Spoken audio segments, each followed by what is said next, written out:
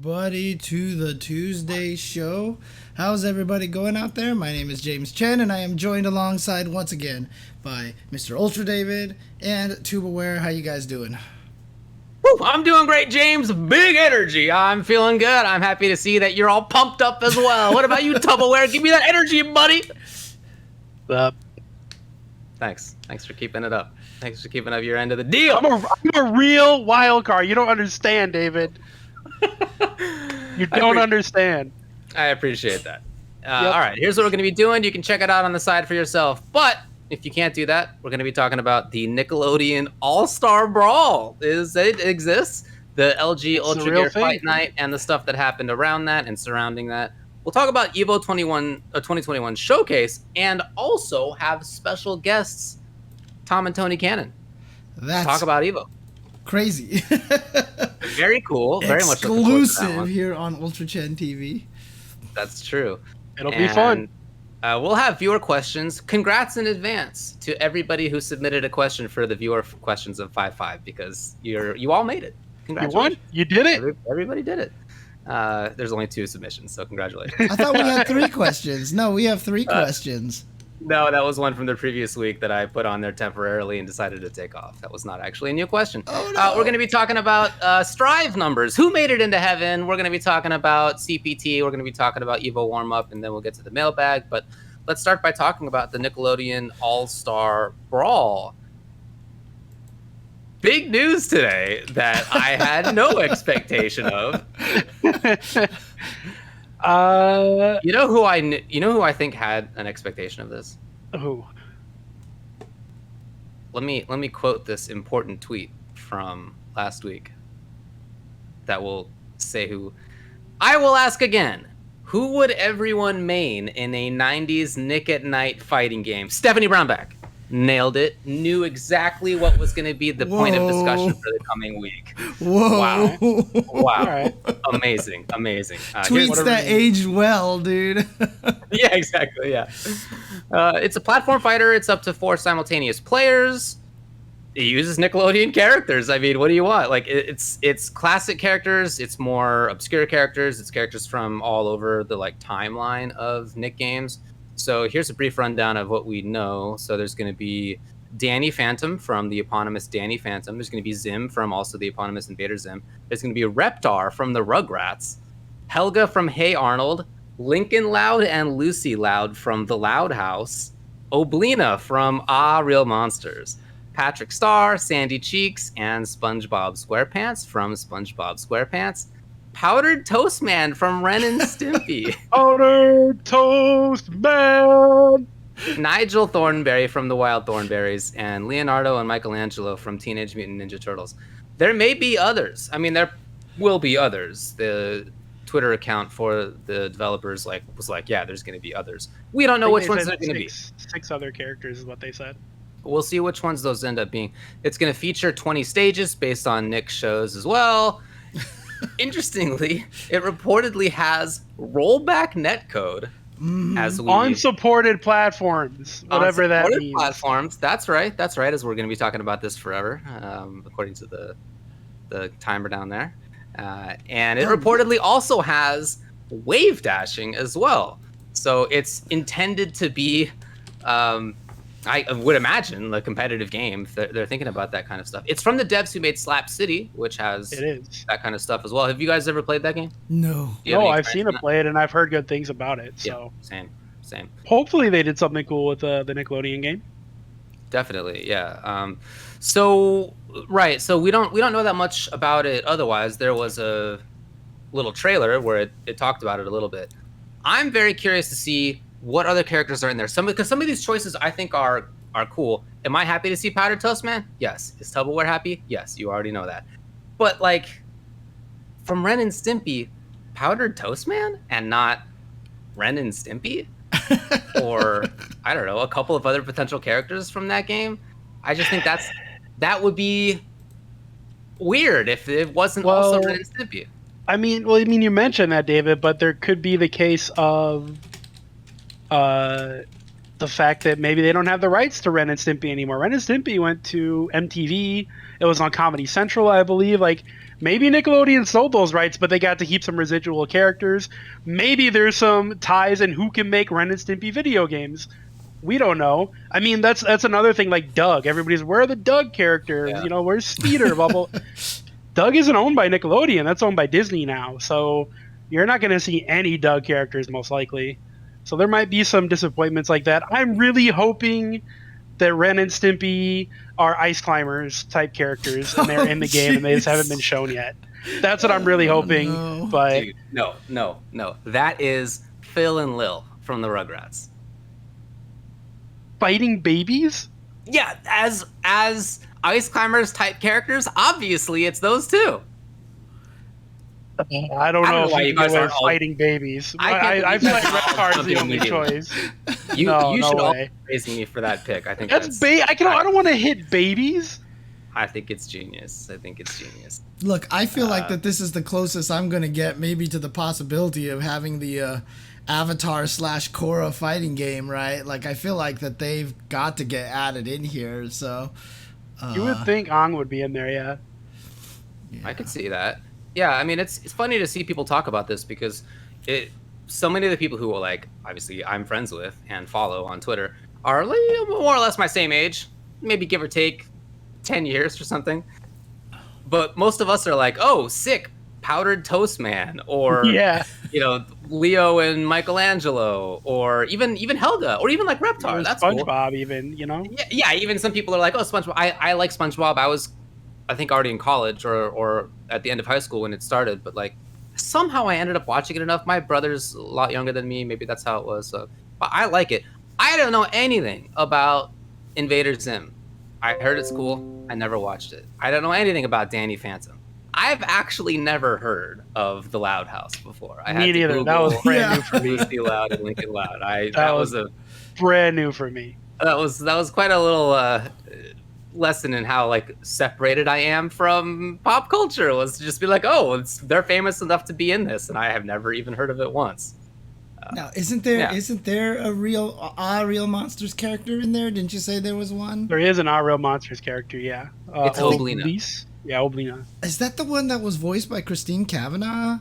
Because she was a famous actress who did a bunch of voices like Babe and stuff like that. And she passed away recently, too. Well, not even recently, a few years ago. And so I wonder how they're going to do that with like the voices and stuff. It'll be kind of... Well, that part I don't know. But Oblina is in there. And it would be cool to have Crumb in there, the guy who holds his eyeballs in his hands. Oh, yeah, And would yeah. he throw his eyes at people? Yeah, and whose dad lost an eye, literally. Yeah. Dude, that show. That was good. All right, I see I'm the only one who found that show funny. Good work. I never saw it. I never watched it. So, I mean, like, seriously, out of all of these Nickelodeon shows on here, I think Ren and Stimpy might be the only one that I've even watched. Like, I don't know most of them at all. Like, I didn't even watch SpongeBob, dude. So, Oh, James. Rugrats came out in '91 along with Ren and Stimpy. didn't watch... Yeah, James was already a 30-year-old man in 91. Didn't watch Rugrats. I He was guess- an adult. You were already in high school, I guess, huh? I believe so. Yeah, I would be if it came out at the same time as Ren and Stimpy. Yeah, I'd be in high school already. So, but yeah, it's Okay. crazy. I've barely watched any of these things. I mean, people are talking about what is it, the Legends of the Hidden Temple stages and stuff like that. But you know, they could definitely do a lot of things with it, and the amount of chatter that this game has generated on social media has been extremely impressive. I think my biggest hope for the game is you turn it on and you go to the tutorial mode, and there's Clarissa, Yeah, and she's taking you through the tutorial and she's explaining it all. Yep. Clarissa explaining it all. I would lose my shit if that's If they could actually get I'm not the, expecting it, Yeah. but if they you could know. get the original actress, like, and just do like a CG, computer generated Clarissa and have her explain it, I Yeah. think that would be amazing. that would be amazing. Yeah. But it's generated a lot of chatter because again, like It it's spanning all these generations. It's spanning people who literally, in some cases, I'm sure, grew up watching the Rugrats and the original generation of Nicktoons, and now they have kids and like they're watching it with their kids. That's for sure happening. Oh, that's like, right. Maybe somebody's Clips That Explains It watches All? The Loud House. That was the Melissa Joan Hart show. That was It was Melissa the Joan Melissa Hart. Joan Hart show. Oh, that was the one I think where she also like she was clearly a fan of They Might Be Giants because she had like They Might Be Giants posters and stuff on the show, and she would like hide those kind of things in there or something like that. But Anyone here remembers? Yeah. yeah. But I mean, as far as the characters that they've announced, I mean, those are the ones. I think many of those make a lot of sense just because, again, I mean, a lot of the ones that they picked like are the main characters more or less. But like Helga from Hey Arnold and not Arnold from Hey Arnold, or I think it would be cool. I don't know why you're against babies being in the game. Babies are in many video games as playable characters. But why does Rugrats have Reptar and not any of the actual? Why main wouldn't characters? they have Reptar? Reptar is sick. Please don't misunderstand me. I do think it's sick that Reptar's it. I'm definitely on board with that. But why not also any of the Pickles family? Why not anybody else? What are you doing? Phil and Lil, again, the idea of them as ice climbers. you just want I'm to, you know what? completely by myself. David just like Ren and wants to Stimpy better. relive his old hockey days, okay? That's just all it comes down to, where he's just beating up on little kids, man. Well, just because I was a 5'8", 13-year-old who was playing in a league with people in 4th grade doesn't mean I was beating up on babies. Yes, it does. That's literally what it means. It definitely does mean that. Yeah, it was not a good Man.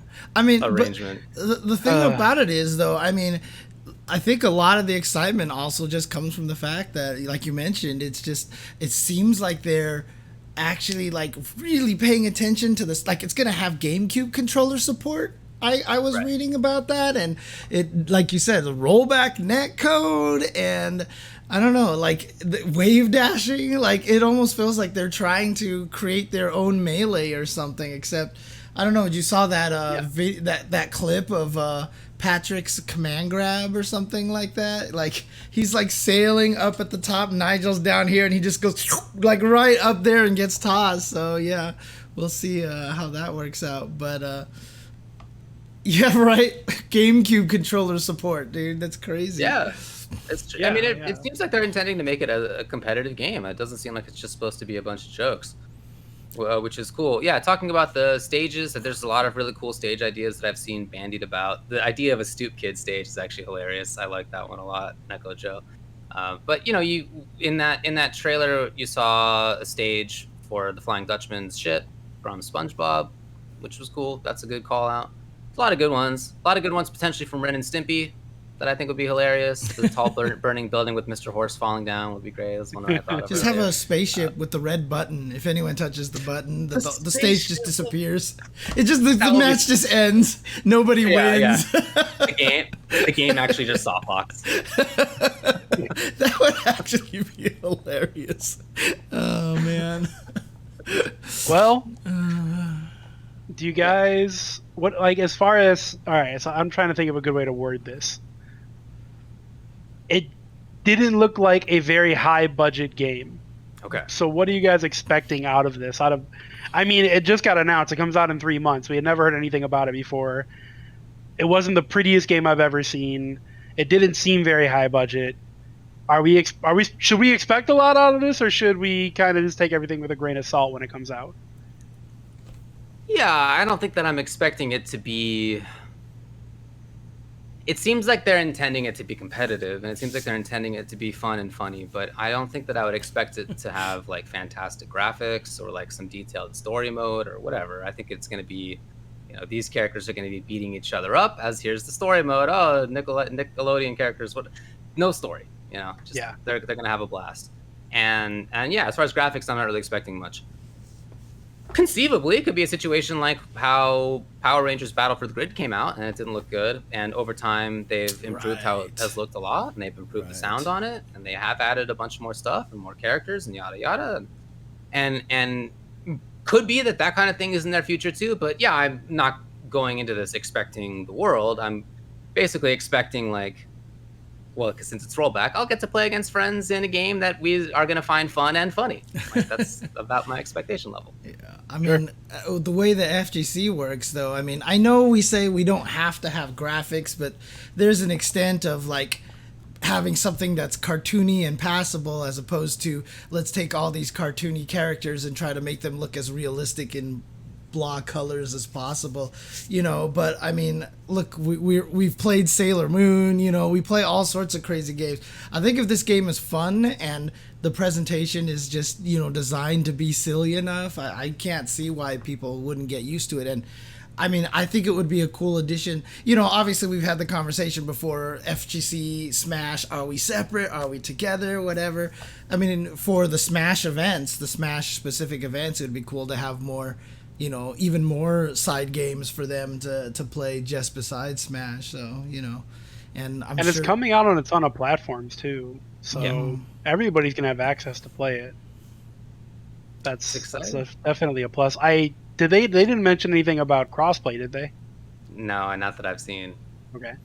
Dude, if they added crossplay in there, it's just like this is the ultimate game, dude. Brawlhalla has crossplay and right, amazing netcode and all that stuff. So why not, right? I mean, granted, Blue Yeti or whatever their company has got bought by Ubisoft, and then they got a ton of money to do all that stuff with. But still, like they had that stuff planned before all that, what's happening. Yeah, it's true. Actually, Power Rangers has all of that too, right? Rollback. Yeah, Power Rangers too, and everything. So, yeah. Yeah, I don't think game budget always has a ton to do with that. I mean, obviously some of it has to go there, but if you plan for it, it seems like it's possible, Mm-hmm. Well, I really hope that Ren and Stimpy are going to be in there. I'm hoping that other characters from other games are going to be in there. Like, wouldn't it be weird if it's just like Michelangelo and Leo and not the other turtles? That would be well, I mean, at least they got one of the good ones in there in Leonardo, right? Who cares about, Donatello and Raphael, Why are you like this? What are you doing? Who hurt you, James? What are you doing? Man. The show's over. That's it. Yeah, you just ended it, man. Yeah. All right, yeah. As far as anything else to say about this game? Not that I can think of. It's the Smash killer. Smash is dead. All hail Nickelodeon All-Star Battle game. I hope it's good. I hope the netcode is good. I just want to beat up people with powdered toast, man. Yeah. I mean, as far as the announced characters go, I'm probably in for Powdered Toast Man or for maybe Patrick Star.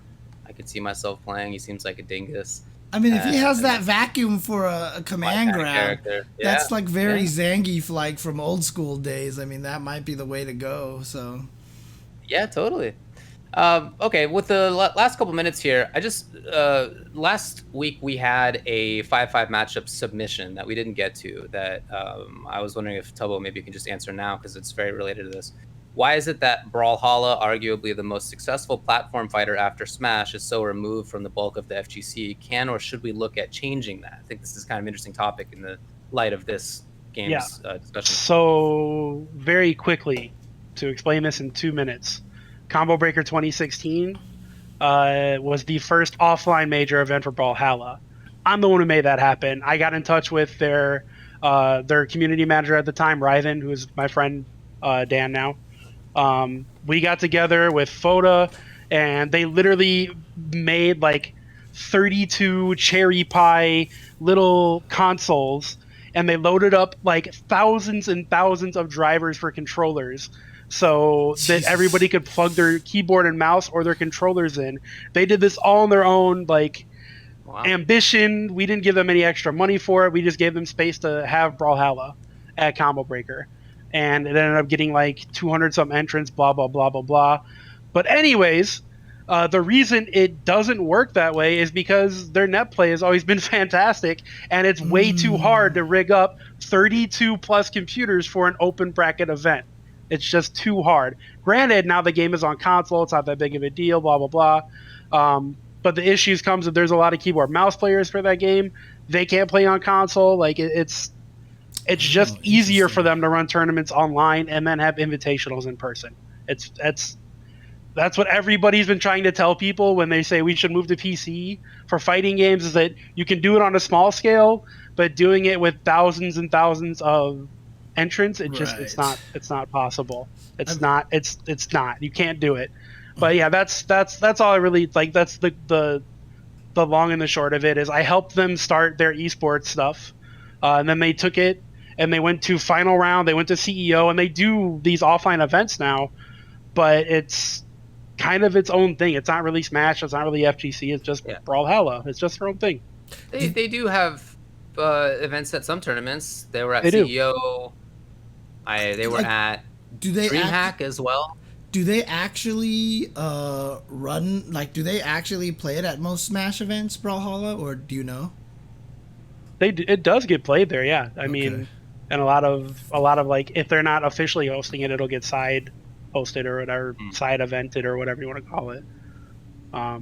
So there is some crossover, but really at the end of the day, Brawlhalla players are just their own community. It's not, they don't really bleed over into FGC or Smash very much.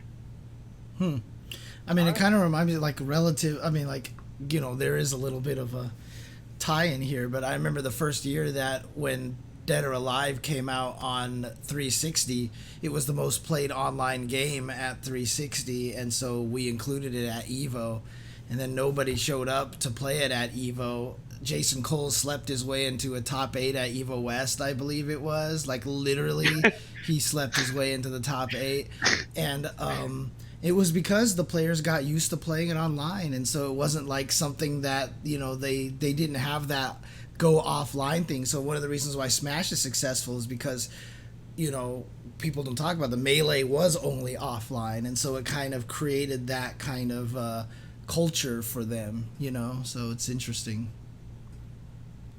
All right. Well, you want to move on to the next one here? Let's move on. Okay. Let's talk about the LG UltraGearFight Night, which took place over the weekend, of course. This was a Street Fighter event that was put on by LG, as you could probably tell from the name, and it featured a bunch of different Tekken and Street Fighter, I should say, and it was in Europe and North America and East Asia. There's different regions, of course, is pretty standard. And just briefly, the results include Daigo winning Street Fighter in East Asia. And in NA East, Punk took that over Arturo in Grand Finals. And in South America, broadly defined, I guess, it's Mena RD who took it in Street Fighter. And then Tekken East Asia, Chikarin won it. Tekken NA East was won by Shadow. Tekken Western Europe was won by Sephi Black. So just a little bit of a run through. You know, oftentimes we save tournaments to discuss them near the end of the show, but we thought that this would be better in this case to talk about it earlier, just because there's more to talk about on this, and not necessarily about the results. So there was a bunch of money on the line, $48,000 overall. That's including all of the regions and all of the games, a bunch of money, and it was again sponsored by LG, very large company and sponsors a lot of other stuff too. The format was weird. Okay, here's the format. Basically, it's Tekken format. It was 3 out of 5 rounds per game with 60 seconds in rounds. This is in Street Fighter 5, right? In Street Fighter, exactly. Yeah. Okay. Yeah. So you said 3 rounds per game, and then 3 out of 5. 3 round. out of 5 rounds. It sounds. Yeah, like, that's what I mean. 3 out of 5 rounds. And 60-second rounds, and then in losers. So in winners' side, 2 out of 3. But in losers, it was actually first to 1 with that. First to 1 with, again, 3 out of 5 rounds in a game. That's pretty weird. I mean, conceivably, it was just copy-pasted from the Tekken rules about the 3 out of 5 rounds and 60 seconds. Like, that's Tekken standard. Right. Just applied it to Street Fighter for whatever reason. I don't know where the first to 1 came from in losers' side, but that was a choice that they made on that. There's been a lot of discussion about this. Like, what's the origin of this? How did this come about? But then maybe more importantly, like how to deal with this as players. This is weird. It's certainly not at all tournament standard in the FGC, but is it something to get mad about? There's a lot of money on the line. They're providing dollars. Like, should we be cool with that as a result? How do you guys come down on this? I mean, to me, what you said about them copying and pasting the rule set from Tekken to Street Fighter sounds 100% like what happened. I mean, that seems like the likeliest scenario here. They were just like, oh, well, let's just put the rule set to this, and they just threw it in there like that. First to one is kind of weird. I mean, again, the conversation that I was seeing on Twitter was that, you know, the rule set might be weird, but it sounded like the rule set showed up like 3 days before the tournament or something, as opposed to like a week beforehand or something, or even just months beforehand, you know, when the event was announced. I mean, I don't know why you would go outside normal tournament standard format, but if you do, it'd be nice to know that way in advance, right? So some of the players, I should say, dropped out before the tournament or mid-tournament because of this. It was a set of invitationals, you know, so it wasn't like something you qualified for. They invited people to be part of this. And yeah, some of the players either just were like, I'm not going to do it, or like mid-bracket were like, I'm not going to handle this anymore. I'm out of here. Yeah. Okay. Yeah. I personally have an issue with just accepting sponsorship from disingenuous sponsors. I don't want companies in the FGC, even if they're giving us dope shit, even if they're throwing monitors out of windows at us. Here, everybody gets a monitor for free. Even if they're doing that, I want companies that are interested in the FGC, like Red Bull.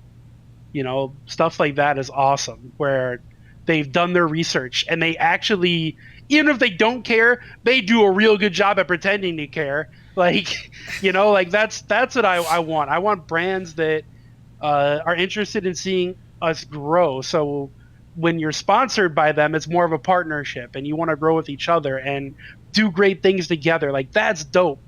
But if you just got a bunch of free stuff to throw at us and you don't give a shit what our tournament standards are or how we expect to play or anything like that, it just comes off as really disingenuous and you're just trying to cash in, and that's grimy. I don't like it. Feels dirty to me. I don't know. When it comes to this particular event, I find myself not caring like super much about the idea of they had a weird rule set. But yeah, I mean, as far as the broader point of like, do I want people involved in the scene who aren't like really putting in the time to learn it? Not really, I guess. What I hope is that, and what I've heard may be the case, is that they're like open to change and that they're trying to get feedback, and hopefully next time it will be different. I don't know that that would be dope. That would be good. I don't know that it makes sense to say like they're trying to cash in. No, I'm not saying like this. What are they going to make in the FGC? I'm just speaking in generalities. Yeah. There's been times in the past where that has happened, and it's been very clear that that's what was happening. But people are like, "No, they're giving us all this. We should just take it." And I understand that mentality too. You know, get the bag, but be responsible about it as well. I mean, yeah, I just think that it's strange having rules like this. If I were a player and I were invited to this, I probably wouldn't have dropped out. I probably would have thought, well, there's a bunch of money on the line. Like, I'd probably like to win this. I think that would be my my feeling about it. But I also don't think that it's there are things that I would not want to get paid by. You know, the way that it turns out that I think WePlay was funded, or at least was taking money from, I wouldn't want to get funded by them. Like things like that. I'm not on board with, but this, I don't think there's anything malicious. I just think that it's an oversight, or it's more on that degree of mistake rather than like anything nefarious is going on. So I don't think that I would feel bad about it. It's just I do want there to be more of an effort made, of course. And this is something we've been talking about in the FGC for many, many years. I, at least, my position, maybe I shouldn't speak for everybody, I'm totally cool with having a lot of other entities in the scene, and having outside entities in the scene too, as well as endemic ones. Fantastic. You bring up Red Bull, it's a really, really good example. But there are other examples of this too. Before I thought that WePlay was getting funded by weird illegal gambling stuff, I was on board for it. So like things like that, I am cool with. Yeah, I mean, like it's just a question of, you know, not wanting to feel like the scene is getting railroaded in any way, or not wanting to feel like they don't care about how we like to do things in the scene. Some change is cool. Obviously, I'm on board with that. But there are also things that the scene feels is standard and good, like it shouldn't be first to one in loser's side, like things like that probably don't need to be changed. That I think could be better done if they just paid a little bit more attention to the scene. Yeah, I mean, for me, like, I still remember, at EVO Japan, I got to talk to some people from Cup of Noodles, and I thought that they were doing an awesome job with the way that they were integrating with the FGC. It was just more like, hey, we're here to support kind of thing. The thing about the LG thing here is it's like, if you're going to run an event like this, get an expert. And that's for sure. That's the thing, right? Is it probably to them it feels like this is some weird video game thing. We don't have to take it all that seriously and stuff. But it's not that hard just to find somebody who knows people or just understands the scene to come and kind of be in charge of it, especially with so many groups like Tenno, Level Up, and even just all these people out there who can run these events for you now. Obviously, it'll cost you a little money for that, but if it's just something as simple as hire Arturo Sanchez,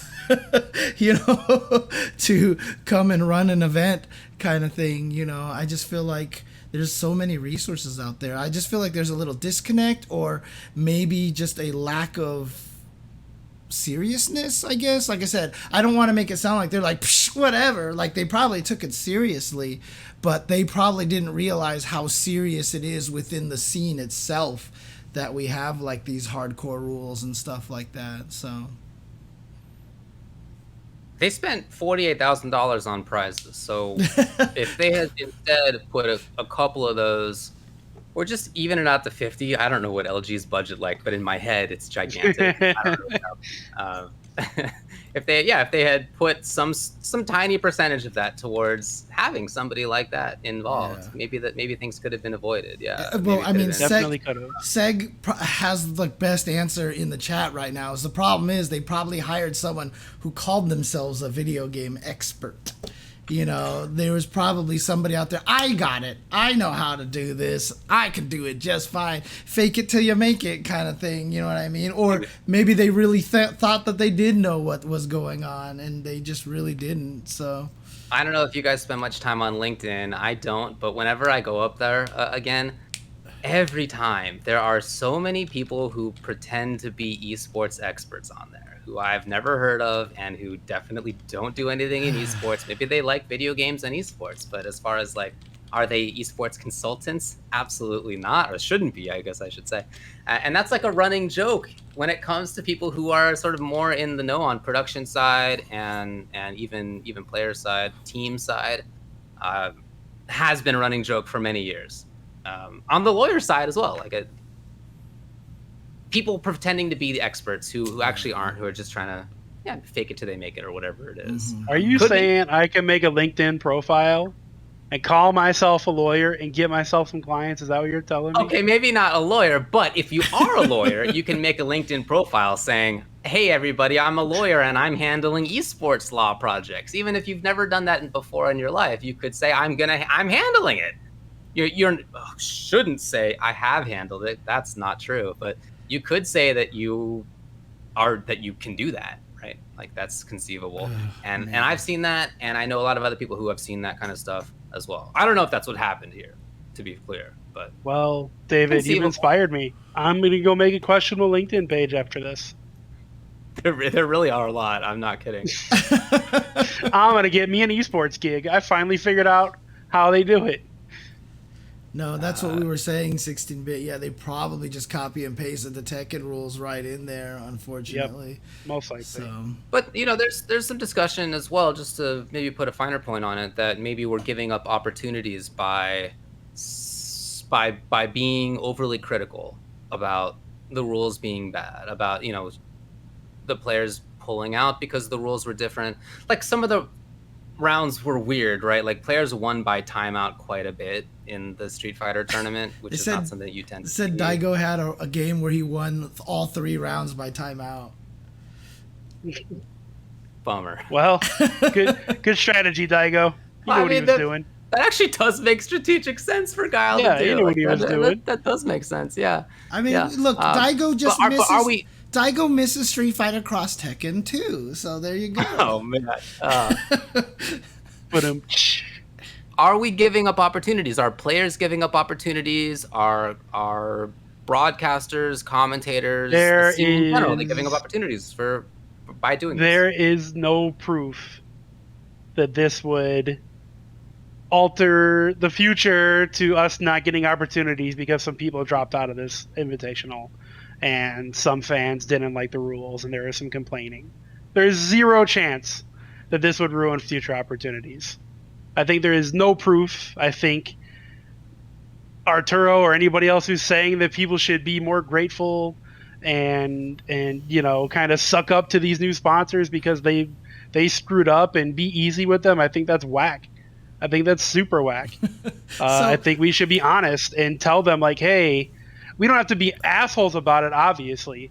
Like, you don't have to, slam on your keyboard in all caps, I hate LG. Don't do that. But just be real. Like, look, if you guys cared, you would know that we played 2 out of 3 rounds, 3 out of 5 games. Yeah, you would know that. Just to, it's simple. Just in defense for Arturo, I know he feels largely like similarly to me, for example. I'm not saying that, like I don't feel like we should just, hey, LG, thanks, kind of thing like that. But I mean, from my standpoint and from Arturo's standpoint, God, we've been in this for so long. And we've been waiting so long for the right stuff to come along, and then when the opportunity finally seems to present itself, there tends to be a lot of pushback, and I can understand where his frustration comes from, especially for him. He's trying to build. I mean, think about it. He was one of the first people to embrace Matcherino. Right? When Matcherino first came out, he was like, this is a great idea. And I remember when a lot of people first saw it, everyone's like, it's kind of shady again. Like, none of this stuff ever pans out the way it does. And now Matcherino is like one of the most important components of the FGC during the pandemic and everything like that. I get where Arturo is coming from. I understand where he's coming from. So, the way he's seeing this, I think, is less like, let's just accept everything. But okay, LG ran this event, they didn't do it well. Who's gonna step up, try to contact LG and be like, hey, next time you run an event, come talk to me, let's do something better now, right? Instead of being like, you guys sucked, forget LG, let's never work with them again. But more like, hey, look, cool try, nice try, but let's make this work, basically. And I think that's kind of where he's coming from, and I think that is a very correct way to look at it. You can give him a shot, and it turns out like if you go there and then all of a sudden Mr. Video Game Expert is on top and he won't listen to you and takes all the credit and is a complete jerk, well then yeah, of course, then you just jump ship basically at that point in time. But this sounds like a job for weird, shady esports expert LinkedIn account tubaware.com. That's what I think you should be doing right now. Reach out to LG. Hire that guy. First, you should make your LinkedIn account as esports expert Tubaware. My LinkedIn account, no joke, says that I am a Twitch partner, and that's the only thing it says about what I do. So I'm basically one of those esports guys. I guess you are. I mean, I seriously, I don't use it very often, but when I check in there like once or twice a year or whatever it is, I got all these messages from whatever esports person who I've never heard of and is not doing anything in esports, and they're just, I don't want to be a jerk about it, but like they are not actually consultants who work in esports, but are passing themselves off that way. I'm going to send you so many messages on LinkedIn now. You're going to do it? Oh, no. I'm going to be like, I am esports expert James Chen, who knows all about the League of the Legends. And, League of the Legends. And the Underwatch and everything like that. Yeah. So. Yeah, this new shooter game, Valorant. Yeah, that one. I heard that's a good one. Oh, man. All right. I mean, I agree. I think that having the discussion just in a more productive way could be fine. Yeah. Don't say, hey, we would be happy to have this weird format again. Like, you don't need to be like that. But yeah, you also don't need to be a jerk. There's a middle ground where you can say, hey, the reality of the situation is that we would prefer it if you did it this way. Happy to have you involved, right? That's great. But like, let's have it be done in a way that is more community standard, that is not going to upset anybody in the community. And it would be really weird, I feel, if that would actually make them leave the scene. Like, So, that would just, all right, what a look. silly reason. I'm gonna do my best Tubo impersonation right now. Okay. Okay, yeah, got it. In other words, LG, if you want to hire someone to run your next FGC event, I'm right here. Hire me, James Chen. There you go. I am your FGC expert. There you go. You would have done a better job than whoever set it up the first time, for sure. All right, cool. Anything else to say on this one? Nah, let's move on. All right, let's move on. Now, let's talk about the next one, but we're not going to be talking about it for super long because we have other people who will be talking about it as well shortly thereafter. The EVO 2021 showcase was announced today from the tweet that was put out on twitter.com/EVO. Get ready for a new FGC tradition with the EVO 2021 showcase. The top players from each participating region of the EVO 2021 online main events reunite in Las Vegas at the UFC Apex Arena and Production Complex on November 27th to 28th for one more competition. Featured games include Guilty Gear Strive, Mortal Kombat 11, Street Fighter 5, Tekken 7, and Skullgirls. They'll be giving out $125,000 in total prizes with $25,000 per game. We have mentioned this over the last couple weeks, but registration for EVO 2021 online actually closes July 15th, end of day Pacific time, July 15th, which is in just a couple of days. Yeah. So if you want to get into the EVO main event, then like make sure that you sign up soon. And if you're not in the EVO main event, then it sounds like you can't also get into this because you need to. It says the top players from each participating region of the EVO 2021 online main events reunite. So you have to have placed well in that in order to get into this. Anyway, in conclusion, make sure that you are entered into EVO if you are if you want to play an EVO or if you want to be involved in this kind of stuff. As far as the regions, because it mentions regions there, I went to check on this to make sure. Asia, Latin America, North America, and Europe. And for some of these games, like for Skullgirls and Strive, it's just like, well, Europe's going to have a competition, or like Latin America's going to have a competition because the internet's super good, the netcode's so good. But for Street Fighter and Tekken, there's a little bit more extra variation. There's some extra sub-regions because the onlines are okay in that game, but it's not nearly as good. Sure. But there's not some of the other ones. There's no Australia. There's no Africa. There's no Middle East. There's no South Asia in the sense of like India and Pakistan. There's Southeast Asia, but yeah. So there's a bunch of regions are accounted for, but not every single one. Anyway, what do you guys think? Give me some responses. Cool. I mean, I honestly, I'm just waiting for Tom and Tony to come on and tell us more because I don't know what to think. Like you mentioned, the regions are a bit different everywhere, so I'm not sure what to think regarding that. I need to know more before I have a real opinion. I mean, it's dope that EVO is going to be back in Vegas in any form.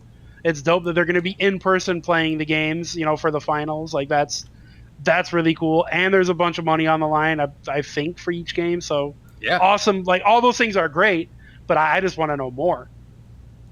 Yeah, $25,000 per game. So yeah, for sure. I mean, I think my primary reaction is the same. Like it's sick that in-person stuff's going to happen. It's not going to be the big event, which continues to make sense, right?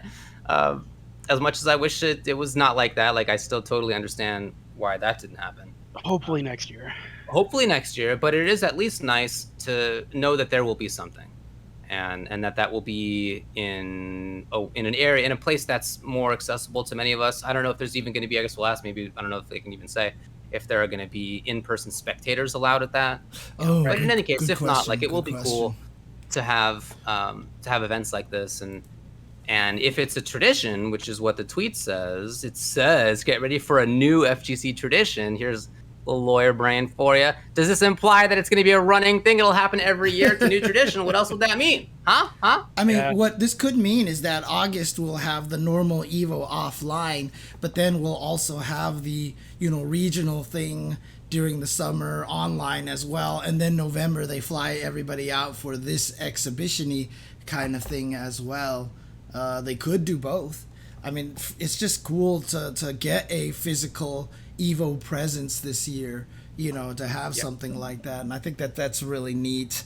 Obviously, again, we'll talk to Tom and Tony a little bit about this, but EVO's doing a lot of rebranding and everything like that, and trying to, reestablish itself as the juggernaut, So it'll be really cool to have a offline EVO weekend to watch later on this year. Obviously last year there was no EVO at all, so I think that's really cool. I'm happy for him. So definitely, yeah. Look, we've even talked about this kind of thing in the past. Like, what if EVO? They have EVO Japan. There's EVO World. What if there was EVO something else? Some roving location? This was before the world ended when we were talking about this. What if it was in some other location? Or I think we did talk about, like, what if they just did an online event? Then, okay, pandemic happens. It was going to be an online event before it didn't happen. This year it's going to be an online event. That's going to be happening in August, a couple weekends in August. That stuff's going to happen. So yeah, it would be fantastic if there would be, once everything's back to normal in some foreseeable, hopefully foreseeable future, maybe not too long from now, EVO World in Las Vegas, the big old regular one. EVO Japan would be cool to still happen, but wherever, EVO Korea, whatever it may be, and EVO Online, and this thing, the EVO Showcase, like, that would be so sick to have all these things happening. I would really like that. Yeah. I mean, you brought up the tradition thing. Now I'm worried. Does this mean the end of traditional EVO? A new tradition? I hope not, man. I like big EVO. Yeah. Not to be mistaken with Big Levo or Levo or however. That. Yeah, no, I'm sure that's going to happen when they can get offline stuff up and running again. Like Las Vegas, I was in Las Vegas last month, and it is up and running as if nothing ever happened, and that's super weird, actually. Yeah. So I get not having that again. Like, I completely makes sense to me to not have in-person EVO right now. All right.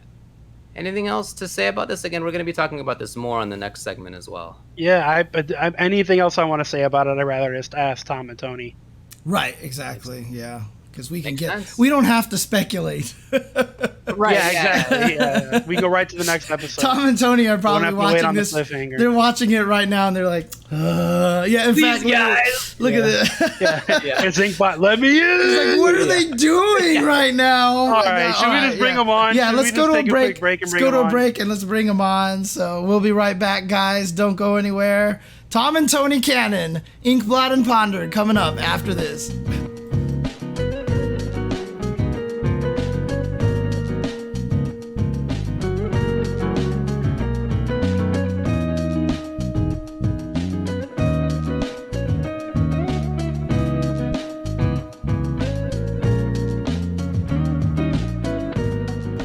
Everybody, welcome back to the Tuesday show, and yeah, this is definitely a special one here. We have some very special guests coming on, so let's go ahead and bring them both on over here. We have Tom and Tony Cannon here on the Tuesday show. How you guys doing? Doing well. Yeah, glad to be on. I've watched you guys on and off for years. This is my first appearance, so I'm ready. Let's go. Well, welcome to the show. Well, speaking of first appearances, before we talk about your guys' backstory and stuff, I just wanted to say I got a Facebook notification that today, 10 years ago, was the first time that I commentated EVO. Shout outs to that. I thought that was kind of cute. Anniversaries. That is cool. Yeah. I'm gonna give this man a cake. Yeah. Obviously, that's been a huge part of my career. So we'll talk about sort of the history of EVO. We'll talk about some of the stuff that has gone on with it over the past year or so. We'll talk about what's going on now, and then also what's going on in the future. But let's start out by talking a little bit about you two when it comes to getting involved in fighting games and in the FGC in the first place. How did that begin? Man, so do you want to go first, Tony? Go for it. No, you go for it. I mean, you're... Okay, yeah. So, use that. Yeah, okay. So Tony and I got into fighting games like right in the first Street Fighter 2 when it landed in like our local putt-putt. And we were in Albuquerque, New Mexico, which is far from a hot spot. Oh. But we had our local tournament scene, and we thought we were, hot stuff. Of course. Yeah, of course, like everybody else at the time. And then, let's see. We went to school, college, and pre-internet days or pre-World Wide Web, there were like text-based message boards where like people from all over the country would just basically talk up how good they were at Street Fighter and talk strategy and stuff. And it was a lot of egos, ours included. And so like we just decided to like, hey, let's put up or shut up, and like everybody agreed to come to this arcade and we'll do like a real tournament. And that ended up being like B3 back in like 1992 or something. Yeah. 3, 4 in the mid 90s, right? So that was like a little tournament. We had like players from NorCal, SoCal, Canada, Chicago, New York, Canada, and then randomly 4 guys from Kuwait who showed up and were actually surprisingly good. And that was just sort of like caught the tournament TO bug, where it was just really cool to bring players together and like watch and see what happened. And so from there, it's just sort of been, slow, steady rumble of like, hey, can we do it bigger? Can we do it better? And then the main inflection point there was in 2002, where we did the first EVO. And the goal of EVO was like, tournament scene was growing, but arcades were unfortunately dying, at least in the US. And so we're like, hey, can we do this like cool tournament outside of an arcade? And then, 20 years of slow organic growth leads to where EVO is today. We've been involved with fighting games, like it's been a huge part of both of our lives for all of those 20 years and beyond. It's just such a unique thing in gaming. Like I'm going deep on Stride now, and like, God, the feels that you have, the intensity of the feels that you have when you're in a hype match, like there's nothing like it. So just want to keep doing what we can to, promote the genre and push it forward. Had you guys done something like that before, organize an event? I'm curious, like where you got the idea to actually do that. That's quite it's quite a step in a small community like that. Yeah, not really. I mean, we're organized. I mean, like we were sort of older than everyone. Like we were early 20s in the arcade, and everyone else was like 14, 15 or younger. And so if someone was going to run the tournament, like someone was going to get all these people on the internet together to do something, it was probably going to be us. And so we just sort of stepped up and learned as we went the whole way. Like we were the closest thing we got to organized competition was like sports as a kid. And so we knew what a bracket was. We knew what organized competition was, right? But B3 was the first event where we really handled the promotion and the organization and how we're going to get prizes, and oh my God, how are we going to convince this arcade that we're going to like take over this corner and just like, oh, trust me, guys, it's going to be cash flow positive for you because they'll be feeding quarters all day. And it was a learning experience, and that's pretty much been our experience the whole way, right? And recording every step, recording everything on VHS. Oh yeah, that was a good. Yeah, so B3 was kind of an experiment, but B4 was the first one where we had a really great system for like capturing all the footage. And then at the time, you had to go into a lab with all these professional VHS decks, right? So you have like 4 decks, and you're switching these big tapes in and cutting and like literally cutting, and then try to sell it on the internet. Like, hey, mail me $20. I promise you I'll mail you 4 VHS tapes, right? Like, so most people got their tapes. Most people. Yeah. Eventually got their tapes, right? Yeah. I definitely always got my DVDs. Yeah. Once it was on DVD. Oh, it was a well-oiled machine by then. Yeah. They had fulfillment services and everything. It was great. Yeah, but back in the day, it was all homebrew. All right.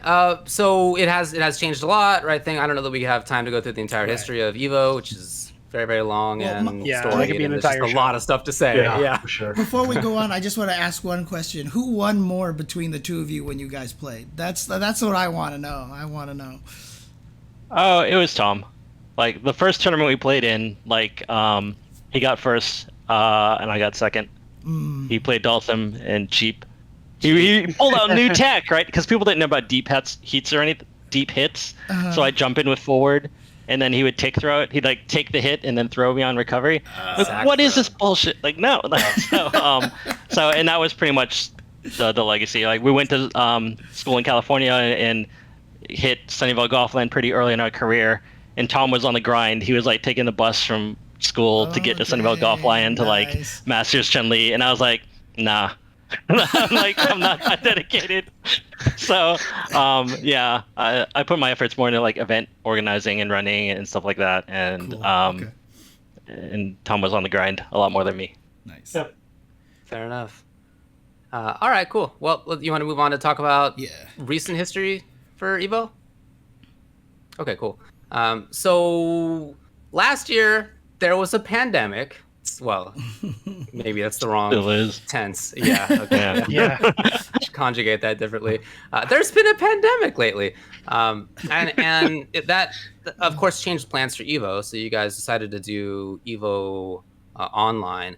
Before we talk about later cancellation of that, I'm very curious to know how that went. You know, putting all of your efforts away from this in-person event, which takes a tremendous amount of planning, and then instead going into the online planning, which I'm sure also takes a lot of planning, but maybe of a different kind. How did that go?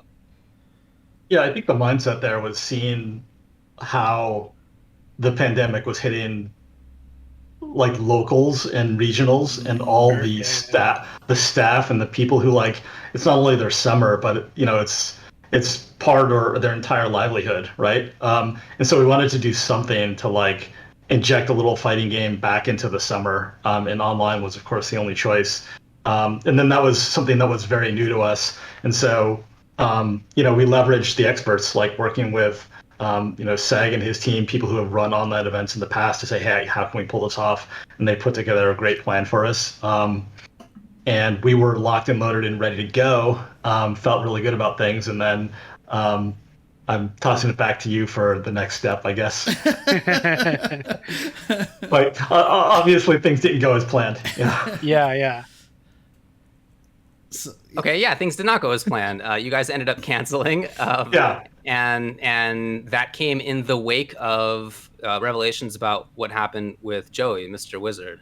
And that was even in the context of a very fraught summer with all sorts of other things going on as well, not just the pandemic, of course, but like justice issues and the like.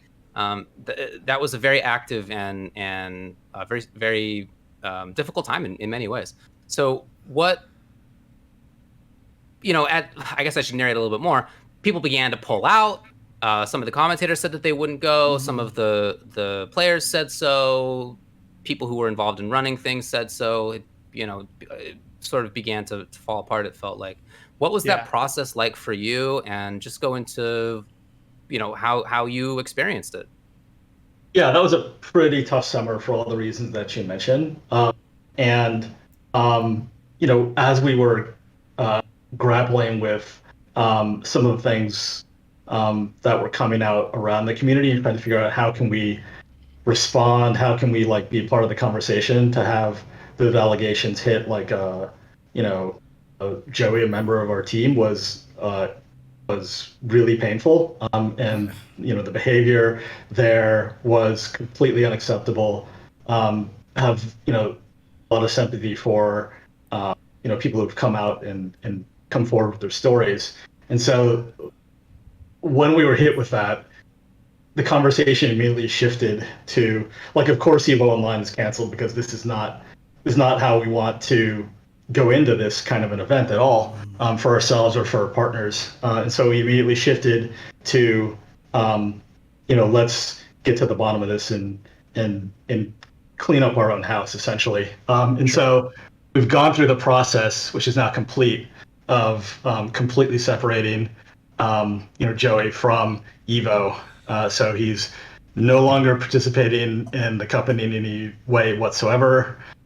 He will not have reap any benefits from what EVO does now or in the future, and that's done deal.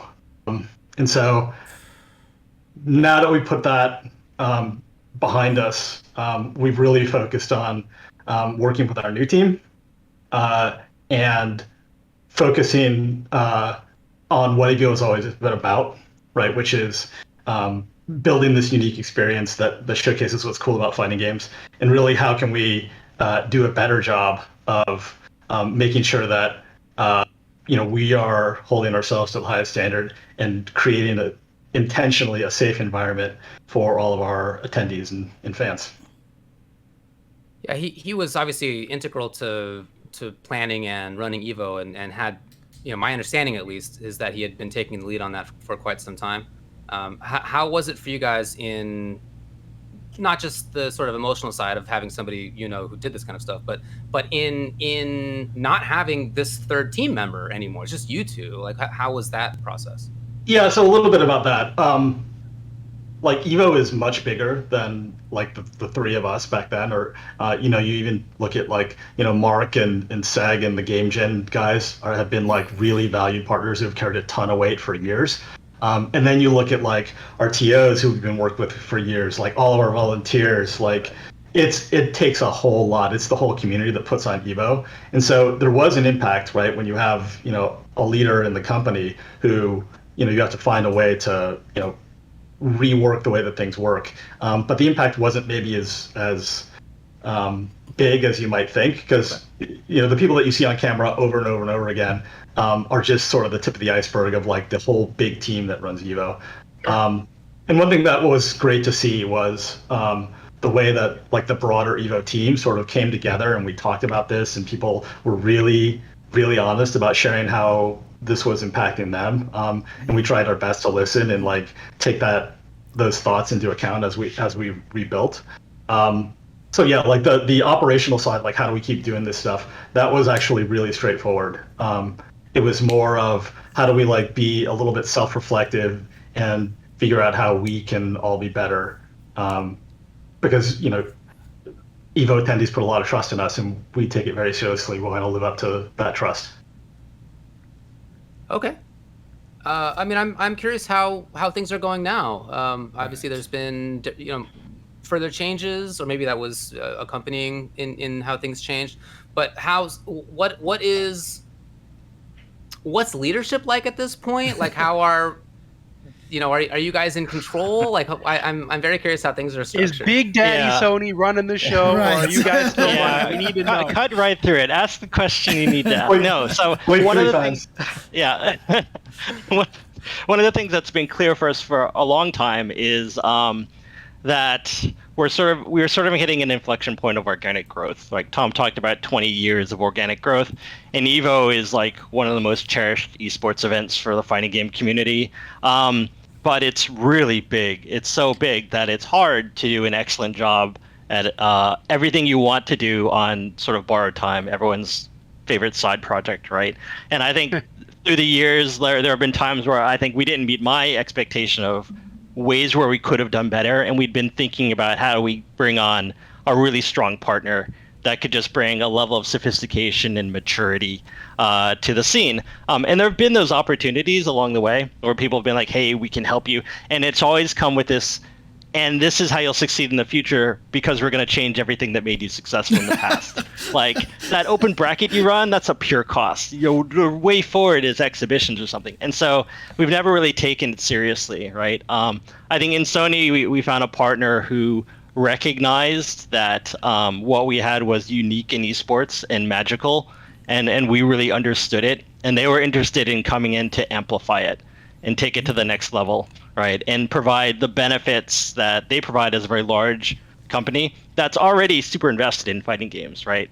Like Sony is a really good platform for running. You guys saw the thread about maybe we can switch to PCs. Oh, yeah. And how many TOs were like, are you kidding me? Like the community has embraced the PlayStation console, and it's part of our shared infrastructure through Gaming Gen and other mechanisms. And that just speaks to Sony's commitment. So it made a really good partnership opportunity, right? And we worked with them in 2019. You saw they were our title sponsor. And so it's not a snap decision, right? This is something that we've been sort of working toward, and now given the opportunity to reset for 2021 leading into 2022, it just made a lot of sense. Yeah. And our involvement, if I can jump in real fast, because like David, you asked about like our involvement. Essentially, we are like really, really trusted advisors. So there's do we have the power to make decisions? Technically, no, but we have a whole lot of influence. So there's a small advisory board that basically advises on like long-term strategy and also like short-term, like what are we doing? Like, are we doing this showcase thing or not? Why would it make sense? And what I found like really great is that the team, the broader EVO team, Chris is on this team, Mark's on this team, and also folks from Sony and RTS, they actually listen to us. That sounds pretty basic, but a lot of these times it's like, hey, yeah, you guys can come on as advisors, and then technically they don't have to listen to you. But this team like really, really does, even proactively, like, hey, what do Tom and Tony think about this? And they were upfront, like they wouldn't do the deal if we weren't going to be involved in this role, because they know like there's a small number of people who kind of live and breathe this. We know why EVO is shaped in this particular way, and to continue EVO in the same, like a bigger, better version of what EVO genuinely is, they need our perspectives and they value it. So, yeah, I'm really happy with the way that the partnership is shaping up. I think we have a great team, and excited to talk about the showcase. Yeah. I mean, one quick question before we jump to the showcase. I mean, obviously, knock on wood and everything, when EVO comes back in 2022, I mean, is it going to be like a lot of the same people? Like, obviously, I see Nothing Excess in the chat here. He's always been kind of one of the lead, TOs and stuff like that. Is it going to be a lot of the same people helping run a lot of the stuff at a live event? Yeah, Tony, that's your department. You want to? Yeah, I mean that's what you would expect, right? And so like Sony and RTS aren't coming in to be like, let's change everything about your event. It's like, tell us how your event runs and how we can help make it more successful, right? And one of the things we told them was like, hey, here's our staff. It tiers like this, and Andreas and Rachel are sort of running the show, and then they have a fleet of trusted TOs underneath them, who have been running the show for like 8 years, and they know their job and they work really well together, and they have a fleet of judges they've hired, and then 200 volunteer judges, and this is what it takes to run the machinery, right? And like, sweet, what can we do to make that better? Maybe we can, I'm not going to give you any ideas because that turns into a promise, but we've already talked about ways where they can bring something to the table to really help either the attendee experience or the spectator experience at the live event. Okay. But it's what Tom said, like the people who ran EVO in the past are like big team of like probably over 500 people if you get all the way down to it to volunteer judges. Those are the same people who are going to be running like 22 and beyond. Yeah, and just to be like hyper clear, like all the work that we've been doing with like online and the showcase, all of that is leading up to like, let's get back to live events, large scale live events in 2022. And real quick before we move on, I do have just a quick question. When we come back to live events, are we going to see Smash? Yeah, Smash has been like part of some of like the most iconic EVO moments over the past few years. We have a long history of Smash. Would love to continue to work with Smash. It didn't work out this year, but we would love to have Smash in the future. And just again, to be hyper clear, like everyone involved with EVO is aligned that like we're an event for all fighting games, regardless of platform. And on the side, we have an equally strong commitment to open tournaments, just as we had before. So none of that is changing. Didn't work out this year. Hopefully it can later.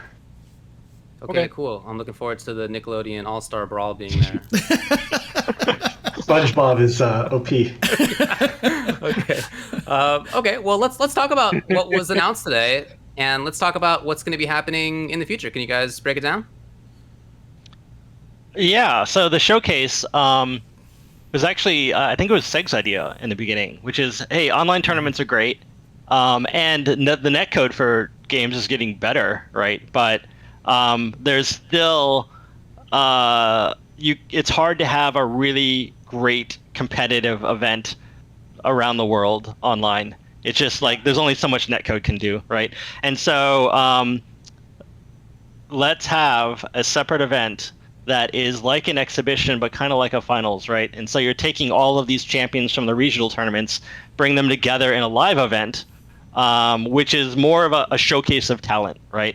We don't want to call this like the EVO World Champion, because it's not the open event that anyone can participate in that trickles up. Like accessibility to the event isn't really open to everyone in the world, right? Some regions aren't represented. Some people might not have bad netcode, right? But just, hey, all these people won all these regional tournaments that have like thousands of competitors, and bringing them all under one umbrella to determine the champion of champions almost, right? That's going to be super hype, right? And we can just blow the doors off of it, and it can add that capstone to the online season. And so that's what it's really all about. It's about getting everyone, the proven players under one roof to determine who's the best one on that day. Yeah, it's kind of like a compromise between what we really want to do, which is massive in live events like we have, and what's possible, right? So, and I talked before about player safety. There are honestly some compromises that we're making that we're not thrilled about, but player safety is number one. And so, we're going to be at a pretty sweet venue, which is the UFC Apex. So that's like their arena that they've constructed for UFC matches in Vegas, and that's part of the value that like a Sony can bring, is like we can actually talk to those people in the tournament calls. Yeah. But unfortunately, we're not going to have a live audience. We tried really hard to get that done, but looking at the way things are going, it just didn't seem like we could pull it off and guarantee people's safety. But like Tony said, this is our chance to see what we can do to really tell the stories and have a great showcase of talent in a live setting, which will be a long time coming. I'm glad that locals are popping up, but we want to sort of throw our hat in the ring and say, hey, we're here too. Awesome. Yeah, I mean, Vegas, I went to Vegas last month with my family. Like, it's open, and I assume has been for a while, and we're all vaccinated. We're still masking up anyway. Nobody else is masking up in that city. Like, they were not taking it seriously for sure. So as much as I think it would be great to have an in-person a live audience, I get it. That makes sense. And it's hard to know how things are going to go in November. Yeah. Yep. I mean, has there been any like difficulties? I mean, I'm sure this is just starting, but like trying to fly out some of the players. Like I know, like for Brazil region, we've had a history of they just won't give them the visas to travel and such like that. I mean, have you guys even began tackling that kind of a situation yet? I don't think we're not there yet. Like, Okay. yeah, we're gonna do our best, of course. Mm-hmm. But it's hard to say. Yeah. We don't even know who the players are. Right. Yeah. Fair enough. Well, talk to me a little bit about the regions, right? So you mentioned that there are regions. The regions are basically and some of them are then there are sub-regions, but they are basically East Asia, Latin America, North America, Europe. So as you mentioned, that doesn't include everybody, right? There are people in Australia, Africa, the Middle East, Pakistan, right? That aren't involved here. What's the reason for picking the regions that you did? There's a balancing act in a lot of this. One is how many tournaments can we run? There's like what for the game that we're running, how good is the netcode and how does the game feel? Like for some games we split North America up and some we didn't. Yeah. Right? There's the local laws in the region, right? There's our ability to operate in the region. There's a lot that goes into it. We tried to strike the balance of being as inclusive as we could globally without just like blowing the doors off the budget. Right. Fair enough. Yeah. Yeah. I mean, I'm sure that there are just inherently going to be limitations in that. Just curious about how that went. Okay. Let's talk to you about the games that were chosen. So it's Mortal Kombat 11, Street Fighter 5, Tekken 7, Guilty Gear Strive. Skullgirls recently put in as an official main EVO title. Can you talk to me about how that choice was made? Yeah. So we like the number 5. That's sort of been traditional. Like we're trying to replicate kind of the feel of like an EVO Sunday, where we have 5 titles, and we're always looking at a variety of factors. Like what number 1 is like what has heat in the community. What are people playing? What are people excited by? We also want a lineup that reflects sort of the diversity of play in the fighting game genre. So all those things factor into the mix. And then this is how it shook out this year. Every year there's always like titles where we're like, man, we wish we could include it. We did that in past years, and maybe like 10 years ago we're like, hey, there's a bar, and if you're above the bar you're in, and it resulted in people in that ballroom like Sunday evening at 3 a.m. just like a bunch of zombies in the room. So we're like, okay, it's got to be 5. And so yeah, that's how it turned out this year. But Skullgirls gets their shot. This is the This long is the longest saga. time coming. The longest Yeah. time coming for Skullgirls. Yeah, Hey, look, I'm happy that they're there. Yeah. they just Yeah. had a season 1. They just came out with. I don't know what you're talking about, right? Yeah. Just season 1, brand new content here. So Yeah, I mean, of course, the history there being that they were very close to getting in the auction year, of course, getting beaten out by Melee. And then last year were announced as an official game for the online, which didn't end up happening either. So they're finally in. I think that's awesome. Yeah, they made it. Yeah. So I know that you guys said you are not going to have live guests, but is there a possibility that people could pay for cardboard cutouts to be put in the stands like baseball games? Because I would absolutely pay $50 to have a cardboard cutout Tupperware in the stands. This is actually genius. There are people who have streaks of going to EVO every single year. It's true. Yeah, I They want to be at actually EVO. could be there, kind of. I think Chris has he has like an aversion to those signs, those big signs that are like Listen, 20 by Seg, 20. Get a sense I'll of bring it humor, up with man. them. I'll bring it up with them. This has to happen. Yeah, I think Sega's our shot caller here. So Yeah. all your I lobbying is good. won't say no, but I'm not optimistic. But I'll ask him. I already It's okay. see All right. Seg in the chat with no. I would absolutely buy one. I'm Yeah, not for kidding at sure. all. Yeah. You guys would be thousandaires off this. This I is mean, a what about- genius. I mean, You're welcome. Maybe I'll we take could my do 10% cut, thanks. the live video feed in the audience, like they do at like basketball games or whatever like that. So, Yeah. Oh, man. But like a lot of That people in the would- chat are Just saying work all you in. probably have 7 Jabali's there then as a result. So, At probably. least minimum 7. All right. Well, is there anything else about the showcase that we haven't talked about that you guys would like to discuss? No, I mean James asked about.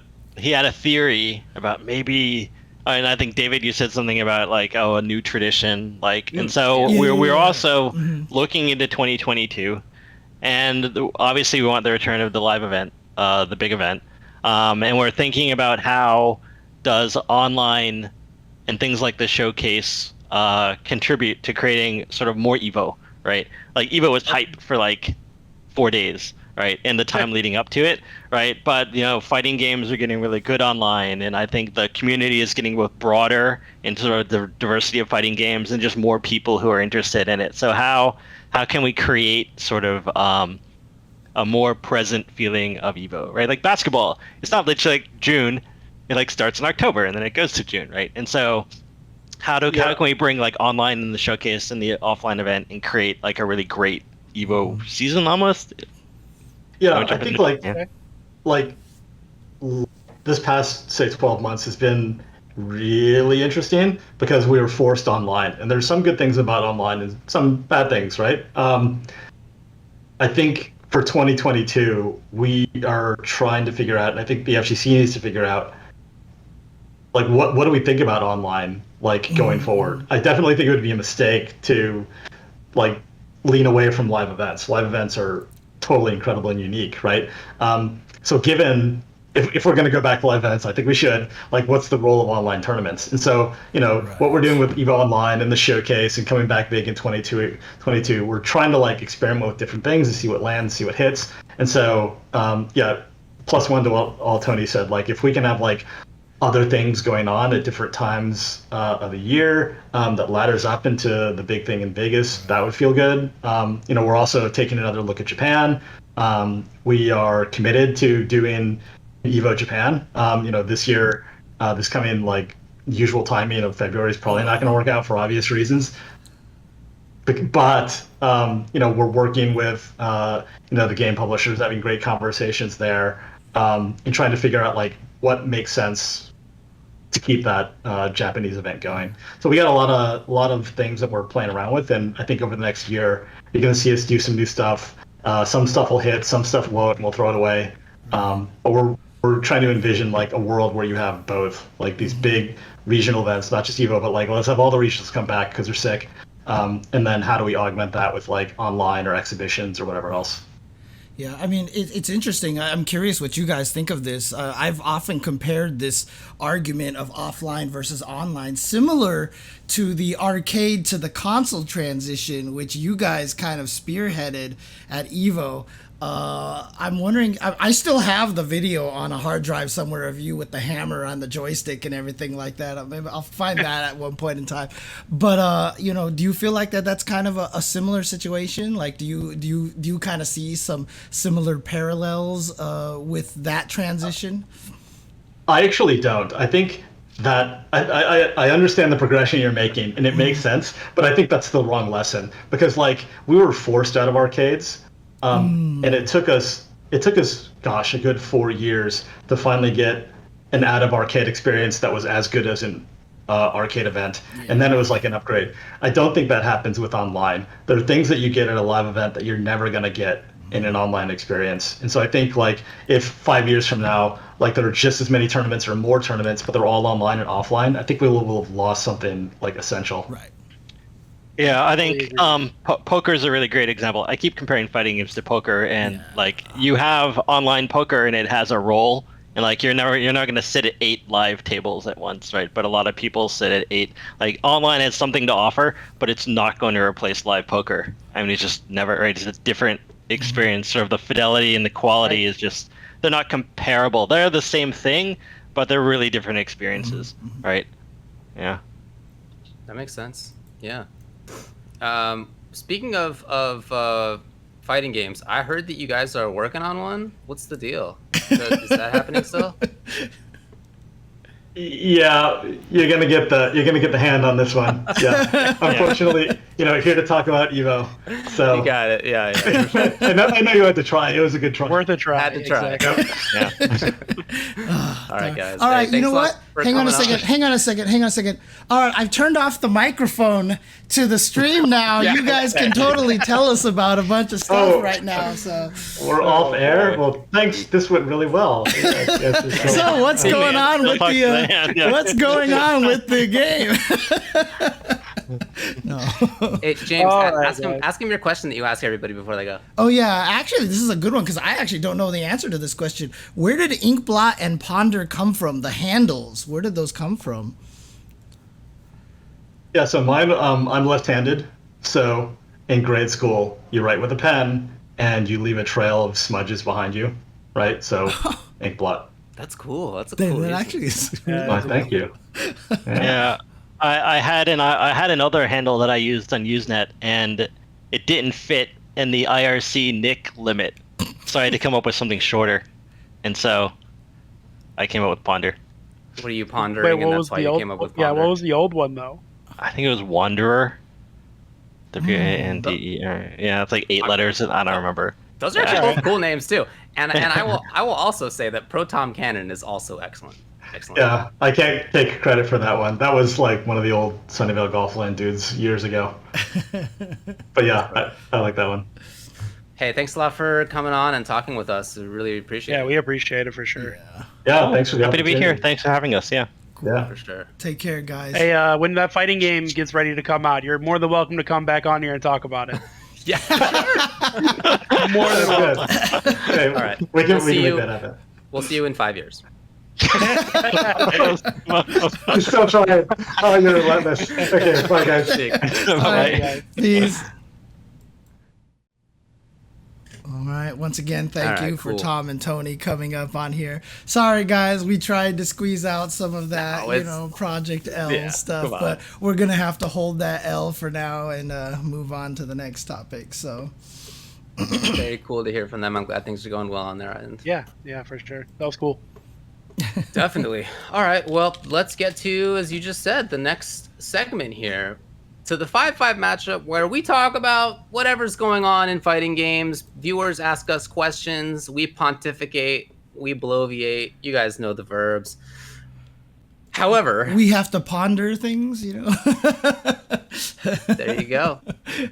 However, we only have 2 topics submitted, which means that the fact that we have 2 slots, as you can see on the side over here, means that we're just going to do them. Yeah, the third actually was one that was a repeat from last time. So am I just, erasing that one then? took Is it that out. is Yeah, that one's one's not gone. real. That one's one's going gone. away. Oh dang. Okay, so in other words, see, this is special here, so I gotta do this here. Let me see. There's not even any voting. Typically, the viewers vote on this. Yo, Not even any voting. dude, I actually set a max to font size 50 on my UI. I need to increase it because I need to. You know, fill the space. I there. wanted to fill the It's space. too late, Rachel. No, you guys can ask mailbag questions if you'd like, but here are 2 5-5 matchup questions. I guess let's just get to them in order. We can move on to the 5-5 here. Number 1, we have Nickelodeon fighters, fast food mascot fighters via Mugen, deities, and cereal brands via indie devs. What genre, TV network, music artist, life form, genus, time epoch, or metaphysical construct would you most want to see as a fighting game series? I mean, look, everyone knows one of my traditional answers was I always want Avatar in everything, right? But obviously, they could be included in the Nickelodeon Fighter, so that actually takes away my easy answer here. Let's You know- Totally, dude. Yeah, the Navi would be sick. You know, It's like somebody actually wrote some fan fiction for that, actually. Not that I've heard. I'm not aware of that. I don't have like a strong want for any new series. So what I would give if I had that wish that I could make this happen no matter what, I would give the One Piece license to Iron Galaxy so my buddy Keats could make his One Piece game. Oh, He would That's be what I so would into do that. with it. He That's be what I so would into do with that. it. man. That's what I would do with that wish. Because I hate brands, whatever, man. Like I like Marvel. That's like the one brand I like. Otherwise, I don't care. I would just picture Adam just like falling to his knees and just being like, Oh yeah, no, he would owe me forever. Like this is going to be an equal exchange. That dude's doing me every favor after that. But he would still get to make his dream game. That's what would matter. Hey, can you move on to the next topic? oh, whoops, sorry about that. Yeah, I forgot to do that here. It's all good. Just Maybe bring fast forward a Tom few and minutes Tony here. Yeah, no Yeah, worries. right, yeah. I'll take care of that in a second. Let me make sure I have the question. Let's see. What would you most want to see as a fighting game series? That's a good summary of the question. I was a fan of the full question. There you go. The full one. Deities and all. Metaphysical. I mean, look, I would love, actually, the more I think about it, I think, Transformers, a Transformers fighting game would actually be pretty sick. I think that would be cool. Like, the hardest thing about Transformers, I mean, this happened in the Transformers beat 'em up game too, is like, it's really hard to figure out how to make it so that transforming is useful. And so, like, would you just make a Transformers fighting game where they would just fight each other as the robots? You'd have to make a only? Naruto style game, I think. It could just be their instinct mode. I mean, it doesn't need to be. Right, but I mean, like, you change into a car. How do you make being a car useful? Right, That's their choice, dude. I don't know why they became cars anyway. Answer me that. robots in disguise, dude. Robots as in cars? disguise. What a 1980s American TV show. Like that's a Why not? yeah, honestly. Yeah, 'Cause I then they feel like could it would be move. better as like Mobile Suit Gundam type game if you're gonna do Transformers. I don't think it could be like a 2D fighter, and unless they don't Oh, I transform, see what which you're saying. then Right, it's just yeah. robots fighting. Right. Yeah, robot fighting, which is the thing that has happened. We have had robot fighting games. Yes, yeah. I don't care about that many like media properties, to be honest. The only ones that I do care about, some of them have had fighting games, but I think it would be cool to see. If I had to say, I think you can make some sick fighting games out of the Dune characters. I think you could make a sick fighting game that would be, lots of interesting backgrounds. There are so many like different potential character backgrounds for that, like all the sort of different houses, and even if you list the further ones, people become sandworms, some gnarly stuff happens. You know how that goes. There are clones of people. It gets real wild. Sure. I mean, look, we already had as you well know. Yeah, as I've read several times. As you, I'm sure, have. Yeah, and haven't stopped after book 2 or 3 every single time. We've already had a Star Wars fighting game, and that didn't turn out very well. Okay. We've had a few. There's been more than one. There's a fan made one being made as well right now. Really? Have you seen that? Dang. Okay. Yeah, Maximilian talked about it like a year or two ago. Soul Calibur had a couple of them on there at one Yeah, point they've in had. time, Yeah, so. there's been attempts. I mean, it could be cool, but it's just one of those things that hasn't been. Probably never will be. But the potential's there. You could have like shapeshifter characters in there. You could have maybe Raban would be the command grab character. That could be kind of interesting. I think there's a lot of interesting stuff. You could have maybe like you could have one of the navigators be in there, and he's in like a tank, and it's super weird. He's in like a water tank at all times. You guys know, you know the story. You know the Dune. You know what I'm talking. I'm not crazy. No one. Nope. I mean, there's a lot of Dune fans, but you're not going to find it with me and James. Yeah. I also think. I mean, that Lord of the Rings would be super sick, but again, I don't care about that many media properties. It's honestly, here's the list. It's like basically Star Wars, Dune, and David, Lord of the Rings. Like that's the conclusion. Maybe Marvel, I guess. I could have swore you were talking about, right? Haven't you already played the Dune game? You were saying it's like one of your favorite games recently. It's really violent, like this first-person shooter or something like that. You just played it recently. I know you're making a joke, but there is actually a Dune game, and it has an important place in video game history as one of the first RTSs. Oh, that's right. Yeah, no, that's right. And it was like one of the inspirations to the original Herzog, I think it was, before Herzog's Vi came out and stuff like that, or something to that degree. I can't remember how it worked. Weird. Yeah. Anyway, weird gaming stuff. I also think there'd be a lot of like interesting historical eras, but nobody gets that. I don't know why I could continue to make these jokes that are only for myself. We need to create a brand new pit fighter. We need to create a no. I mean, I actually would love, like, if someone ever gave me the project to work on a legit, like, ER Kung Fu reboot, like, I would totally be down to do that with Star and Tonfa and actually give them names and stuff. It actually would be sick to make a fighting game with characters maybe from a bunch of different epochs, and you could have like 80s punk guy, and you could have like from the future maybe like a bug species conquers Earth, so you have the bug species character, and maybe you have like old Viking guy from the Viking age, and he's in there, and maybe you have and you know what you should and be they're killing each other, right? And you can hit 5 buttons. You could hit 5 buttons and chop off the heads, and it'd be like an instant kill, right? Like, I mean, if you chopped off someone's head, they'd have to be dead almost instantaneously, right? Makes complete sense to me. I think we should ship it. This sounds like a great idea. We're going to sell this for $1 million. And then we could also do a different fighting game, or maybe we could even take this fighting game and make it like a hologram in a dome, right? And have it so that they're like fighting in like this crazy like 3D hologram space or something. I think that would be cool too. All these ideas have never been done before. Never been done before. Never been done. Yeah. Time Killers has some interesting ideas that it stole from other games and didn't do very well. All right, let's move on to the next one. Does anybody even know about what's it called? Hollow Fighters, I think? Or what? I have no idea what you were talking about. Really? Nope, no. me neither. Sega made these games that were like, one of them was like this cowboy traveling through time, but it was played in a Holocene. Thank you. I knew Investigation Code would come through. But basically, like, it was in a dome, and so it looked kind of 3D-ish hologram, something like that. And they actually made a fighting game for that, and it was like awful. It was really bad. So, dude, even Google doesn't know about it. It wants me to change how I spelled that word. Wow. Okay. All right, let's move on to the next one. Number 2. As James also tries to. I'm trying to find. Oh yeah, here we go. Holocene. There we go. Oh my God. Ugh, it does not look good. Pasting this into the chat for you guys over here. It's not very good.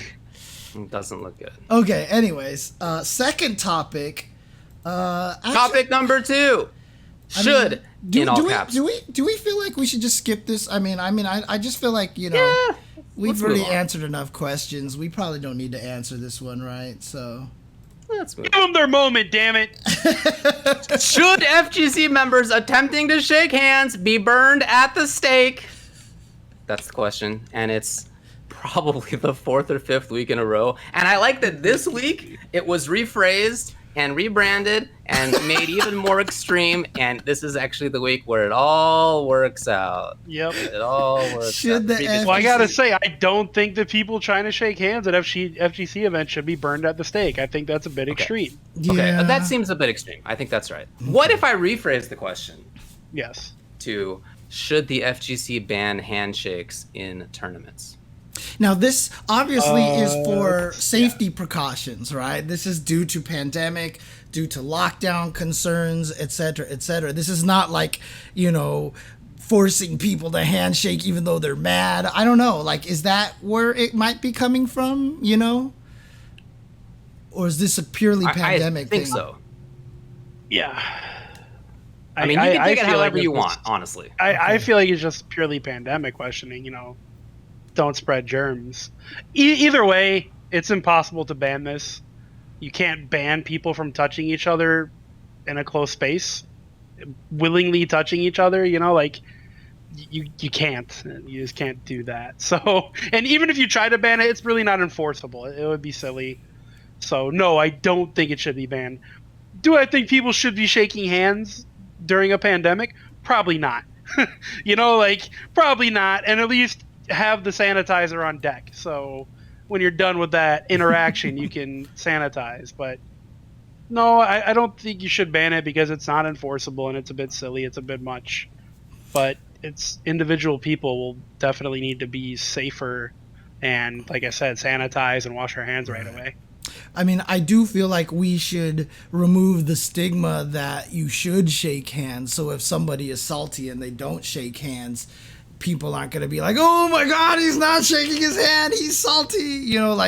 I feel like we should just be in a system where if two people want to shake hands, if they want to hug because they're super good friends, if they want a fist bump, if they want to elbow dap, any of these things. What if I want to fight? No, what if I want to that's fist banned. bump their face with my fist? That's banned. That is Oh, banned. yeah, good call. That is banned. Yeah, All right, stop being just such a making wild sure. card, Tubo. I mean, come on.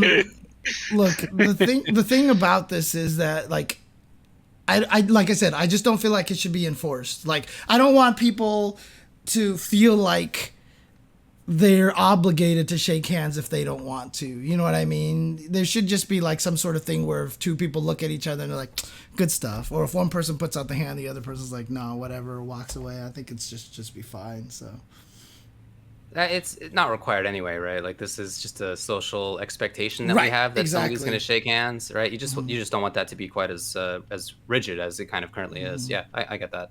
yeah. I kind of think this is already on the way.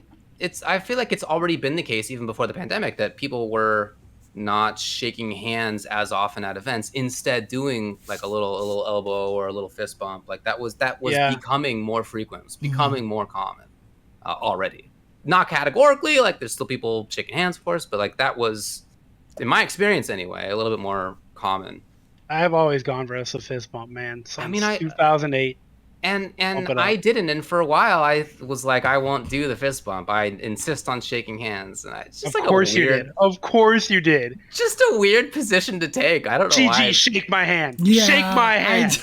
I totally not even there. But like, I wouldn't shake somebody's hand to like say hello, or I wouldn't fist bump to say hello. I would be like, shake my hand. I don't know why. What a silly position to take. Anyway, young me, whatever. What are you gonna do now?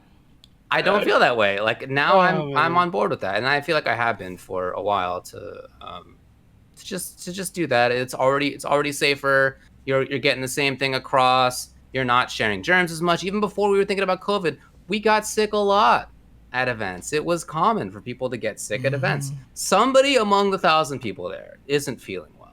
It just happens almost every time. Somebody's not gonna feel well.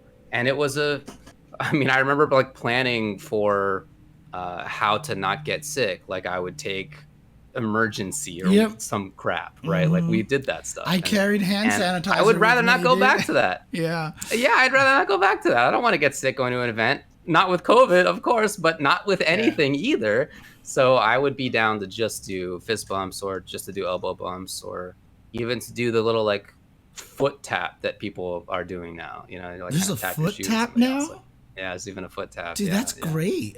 I mean, why not just, let's just bow at each other, Like my buddies from home who I grew up with, we don't really shake hands and stuff. Like we just say what's up, and that's always been how we've done it ever since we were kids. So it doesn't feel weird. It doesn't feel like we're like not doing something.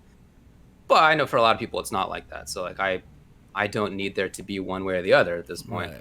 I think it's probably a good idea to not going back to shaking hands constantly. It probably is smarter for us to just not do that as much. You don't need to do it. I hope you both know, though, when I see you, I'm going to hug you. Dude, for sure. I mean, the first time we see each other after a year and a half or 2 years, maybe it ends up being, Come on. I gave David a hug. We hugged each other last time we saw each other. So, we saw each other last month briefly.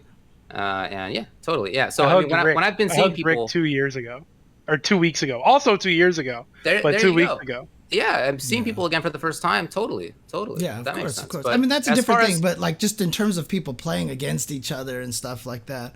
I mean, like I said, Asians have been bowing at each other forever, and that requires no handshakes and no contact. And I think maybe we should just start bringing that into Western culture. Let's just start bowing at each other. James, if I walked up to you and bowed at you, how would that make you feel? I just want to know for the record. If it was a normal social construct, sure. I mean, no problem. But I'm saying right now in America, I walk up to James Chen and I bow. How does that look, James? Yes, I understand. Just saying. Yeah, no, you're right. But I mean, not just in the context of playing the game. I mean, like you go to an event. There are people who, like, we all know, like, people maybe you're friendly with them, but it's not like one of your best friends or whatever who you like need to hug. It's just, it's like somebody cool. I haven't seen you in a while, or even if it's like, hey, we're meeting for the first time. Oh, I'm David. I'm whoever it is. Like maybe we don't need to shake hands. Maybe we can just do the fist bump in those situations. Dude, we need to normalize. They always say it's rude to point at people, but we need to stop doing that. So every time we see people, we can just be like, hey, and then that's it. That's how we do it. That's the American bow right there. Is the hey, I think that's... Dude, it is the American bow. Yeah. All right. Anything else on this one? Nope, we nailed it. Perfect answer to the question that's been answered 5 weeks in a row. I hope that they're happy with the answers, so that they have finally received. I'm not even sure who's the person who keeps sending it in. We do the head nod. My buddies from home, that's what I was talking about. Like we don't shake hands. We're just like, hey, what's up? Or maybe not, hey, what's up? Like nothing happened. Like we'll be like, hey, good to see you. Like, it's that, but we're not, we don't need to shake hands. You see the head nod. Anyway, different things for different people. That's how it goes. Yeah. Let's move on to the next one. Yep. Trying to set that up for you guys right here. I probably should have did this ahead of time here. All right. So what do we got, James? We're going to be talking about who gets into heaven. That's what we're going to be talking about. We're going to be talking about who are very important people in heaven in Guilty Gear Strive. I am there. I am VIP status, baby. Woo, baby. All right. Are you going to put this on the internet? I don't know if that's possible. Oh, you have Genius. Yes. Genius. That's what I don't know if that's possible. I think it's possible. It's possible, it turns out. Here are the lists of characters who have made it into heaven in Guilty Gear Strive, which is the highest placing you can get in the ranking system as it continues to bend up and down. That right there is for PlayStation 4. So if you can't see it, or if you're listening to this as a podcast, Soul, I'll just order it for you, okay? There's not that many characters in this game. Soul, then Kai, then Ram, then Nago, then Chip, then Mei, then Leo, then Geo, then Potemkin, then Milia, then Axel, then Anji, then Ino, then Zato, and then Faust. And Soul has 752, just so you get it, and Faust has 201. So it is quite a difference. Yeah, and keep in mind... There's quite a difference between even number 1 at 752 for Soul Right. and Kai at number 2 with 603. It's quite a jump there. Right. One of the surprising things, so this is the PlayStation numbers here, but there's also the PC numbers here as well. Yeah, that's what I was about to mention. What's actually interesting about this one, though, is that the PC numbers are significantly higher, which means there's a lot more people playing on the PC than there are on the... We can't see those. Oh, I haven't clicked it yet, so... Okay, Oof, okay. there you go. So there you go. So here's the PC numbers now. And Soul is at 1,147, which is almost like 200 to 300 over 871 for Kai in second place. And Faust goes from 200 at the bottom to about 313. But if you actually look at the distribution here, like, it's really interesting. The orders are pretty similar. Like, there's definitely a few shifts, but for the most part, in the middle, it's going to be Mei, Leo, Geo, Pot, and Milia, all about kind of the same. You know, they're all... I thought it was really interesting that the top 4 on PC are the same exact top 4 on PS4. Mm-hmm. Yep.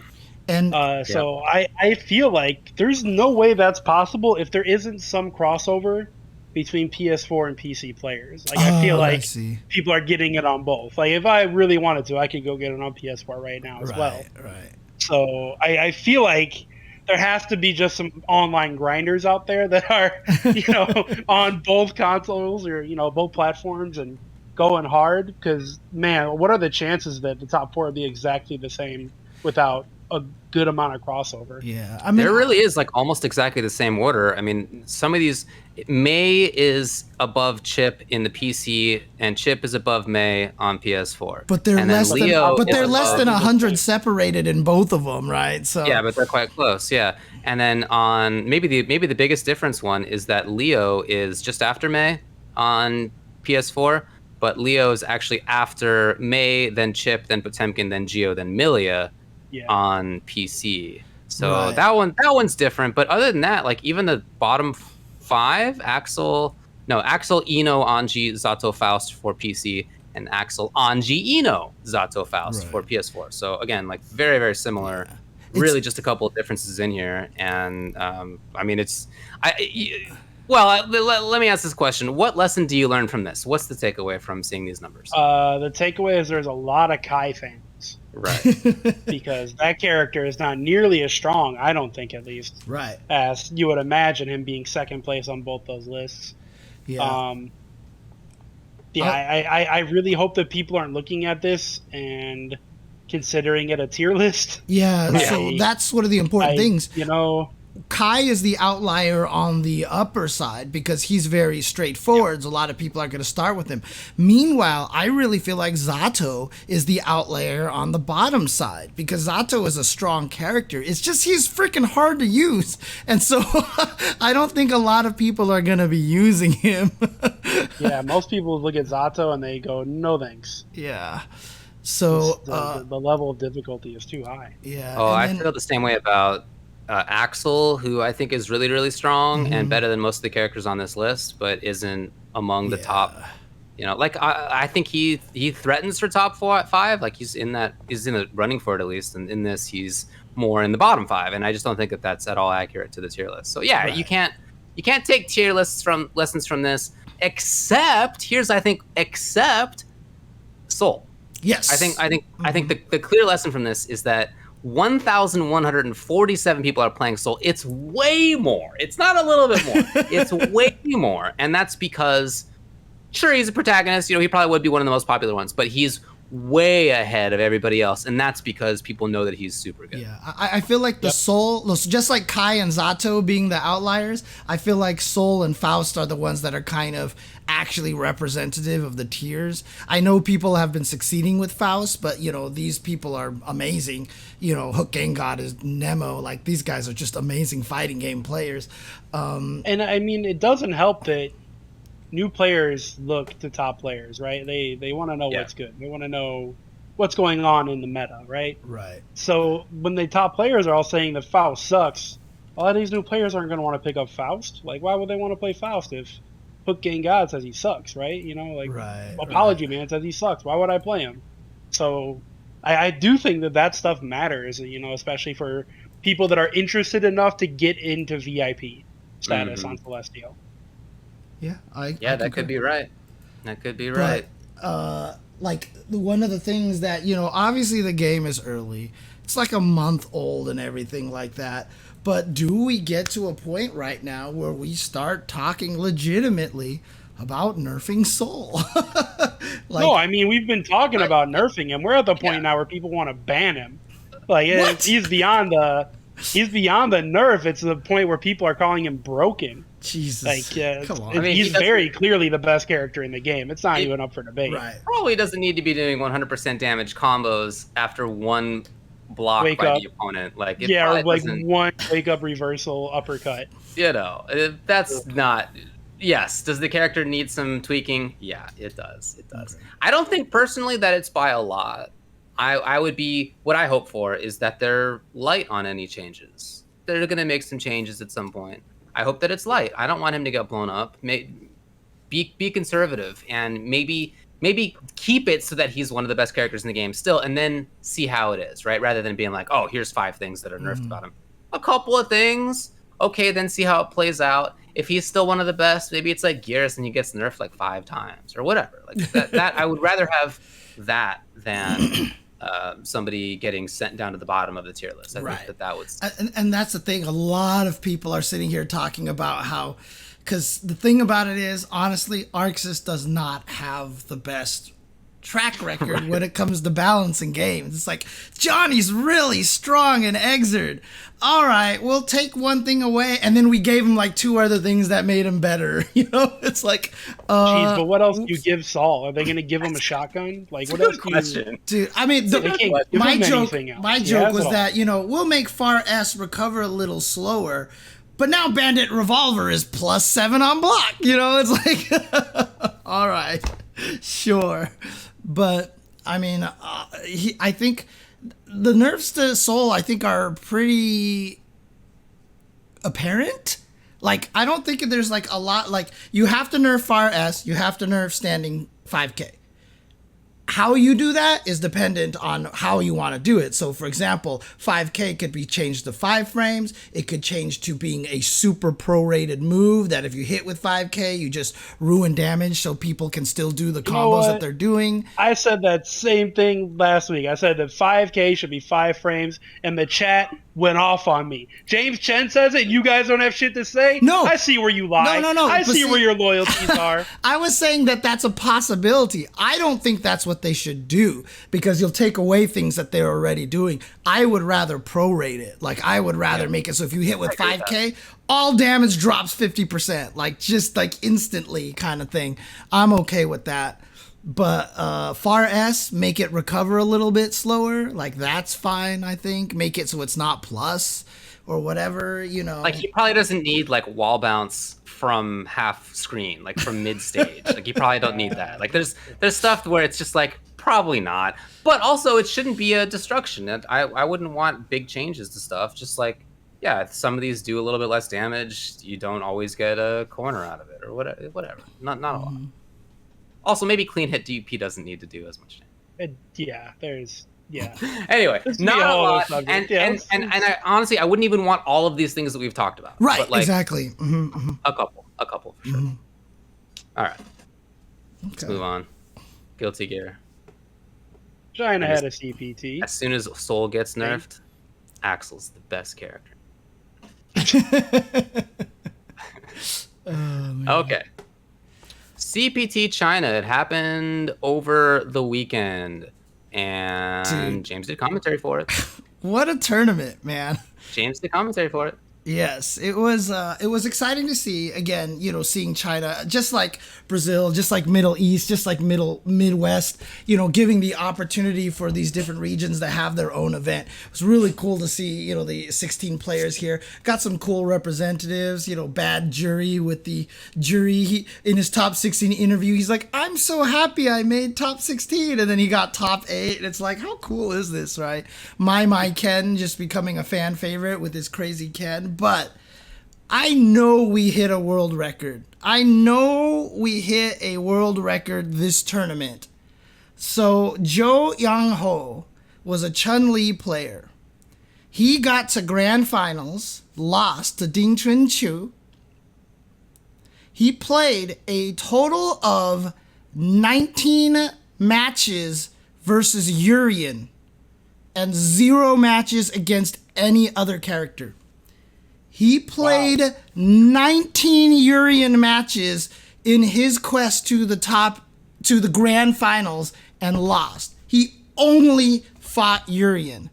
China is very Urien. They believe in Urien a lot. Like, every player was like, here's my main and my backup Urien. Here's my main and my backup Urien. Like, every one of them had like 19 matches against it. He almost got to 20 matches versus Urien. It was. If that ever happened to me, I would quit the game. I don't care what game it is. I would quit. I'm done. I never want to play this again. But it's not like Urien is the best. That's just it's just so annoying. And it's not like Urien is bad. No, he's good. That character is very strong. He's very strong. Yeah, no, keep in mind. I would be exhausted. I would just not want to do it anymore. I was like, he didn't beat 18 Uriens. I'm counting each one like 2 out of 3 is 5. Like, if it was 3-2, that's 5 of the Uriens right there. Yeah. And so he got sent to losers by Ding Chun-Chu, and then eventually got back there again, and then lost to him again. If he had reset the bracket, he would have had at least 22 matches against a Urien, and it was just like, it's crazy, dude. It was, and all the Uriens were amazing too, dude. But I mean, the fact that he sent 2 of them to losers bracket with his Chun-Li is really impressive. So, so it was Ding Chun-Chu with Urien who won it, and then, as you were saying, Jo Young-ho, Chun second place. Then it was VX Bao, Urien, Bison. Then it was Choo-Choo, Urien, Honda. Did he really play Honda in top 8? Did you not see the highlight clip? It was like it was at 0 o'clock in the morning. Me and Jake Ryan were just sitting there talking about how the Urien matchup is gonna go. Blah blah blah blah blah blah blah blah. It's gonna do this and Urien, and then Honda shows up, and Jake just goes, Honda, and like literally both of us didn't know what to say anymore. So we're just like, call Ultra David. Wait, what was the matchup? Ken. He counterpicked Ken with a Honda, which I don't think is a bad matchup, but if you ever told me that there would be a version of Street Fighter where you would pick Honda intentionally to counterpick a Ken, I would be like, what is happening here? I mean, it worked out. He won 2, and then he switched to Urien, and the change-up was so much that my Ken couldn't handle it afterwards, so he won 3-1. And keep in mind, VX Bao only played Dictator against Urien. So if he wasn't fighting the mirror match, he was playing Urien. If he was fighting a Urien, he played M. Bison. So, okay. Yeah, there was a lot of Uriens in there. It was cool. And you know, you could tell that the China scene feels a certain way about him. A lot of the quotes too were like, you know, like buff Urien. Oh, here's like Urien. Like you could kind of tell that they fight him a lot. And Ding Chun-Chu, by the way, is the one that sent Xiao Hai to losers bracket, and then VX Bao with Urien eliminated Xiao Hai as well. So, yeah. Maybe he is the best character. I mean, he's certainly like a very strong character. Yeah. I don't know if he's the best character, but he's still good. He's still good. So for sure, he is absolutely. But I mean, it was pretty hilarious. I'm not gonna lie. Like while it was going on, it was just like, I mean, at the end, I even made the joke that I was like, fighting games are something so Urien, you know? It's like, because that's what it was, man. But. Good job to Jo Young-ho. And again, you know, that's a player that I haven't really heard much about, right? And his Chun-Li was amazing. He had so much anti-Urien tech. Like, he was challenging... I mean, he has to, apparently. Yeah.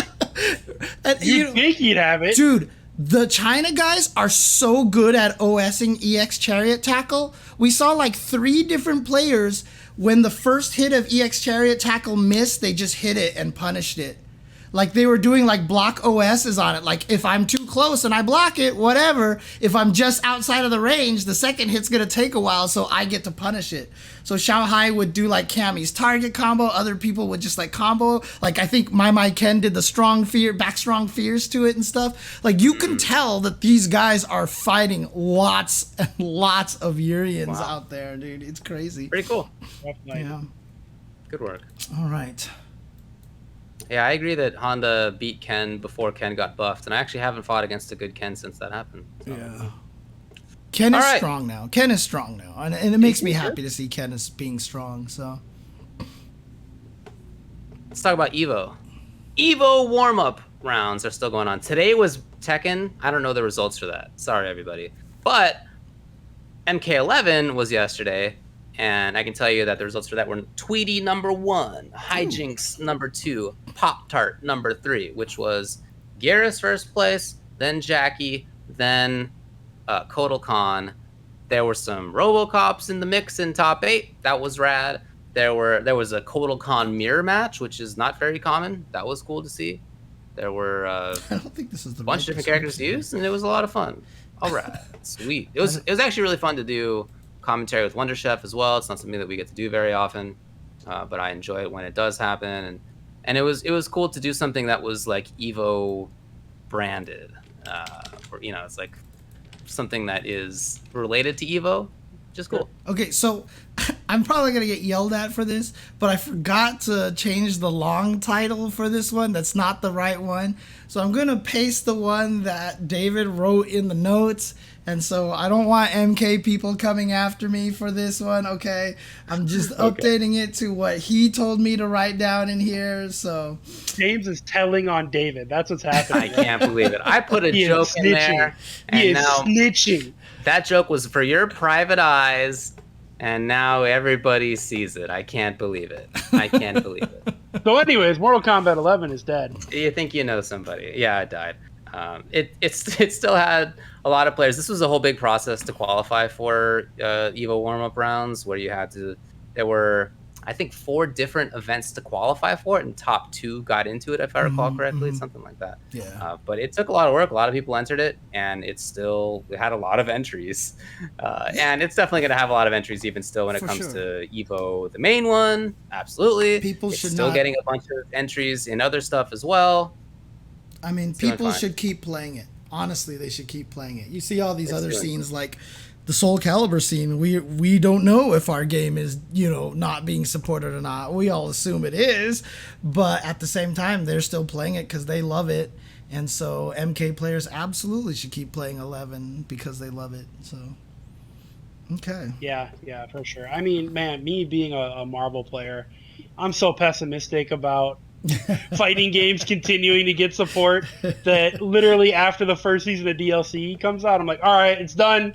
This is the game we got. That's like the mentality I just keep. So the craziest get thing used is to it, like, NRS guys.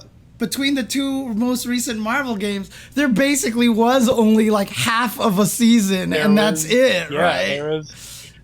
Marvel 3 got Ultimate Marvel, right? Like that was basically the DLC. It was a $40 upgrade. Yeah. And then MVCI got 1 season, and so that was barely a season because that character select screen will never, ever awful. not It's just imbalanced. Oh gosh.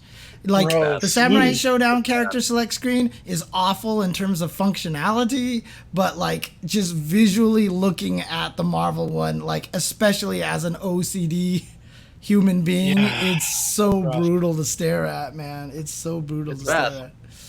I'm with you. All right, that's it. Let's move on to the next one and the last one. The mailbag. This is my favorite part. Yeah, obviously there weren't a lot of topics because we did the show on Thursday last week, so we covered a lot of the big stuff. So there hasn't been much happening since then. So let's just go ahead and do the mailbag over here. And I believe we only have one mailbag question, I think. That's right. Dick. Let's take a look at our mailbag question. This comes via Deadeye on Discord, and I'm actually surprised this fit on here, and I'm kind of happy. How would you classify these games? Arms, Dive Kick, For Honor, Godzilla Destroy All Monsters, Nidhogg, International Karate Barbarian on the Commodore 64, Virtua Fighter 2 on the Mega Drive / Genesis, a 2D sprite-based port, and Punch-Out for the Wii, its 2-player versus mode. Well, congratulations on fitting on that, but that's honestly like 1/3 of the total question, which was asked in Discord. I've been sorting my list of fighting games into different categories to show my non-FGC friends like a kind of restaurant menu to choose from for when they come over after COVID, which I think is a pretty cool idea. Currently, his categories are 2D grounded, 2D air dasher, 3D arena, and platform. But these games, the ones he mentions here, are games that have stumped him. So he's wondering if we could help clarify how to categorize them. Okay, wait. I need a visual of those categories if I'm going to do this. Okay, hang on. Well, it's all in the Tuesday topic ideas if you want to see what they are. Why would I have that open? That's on you.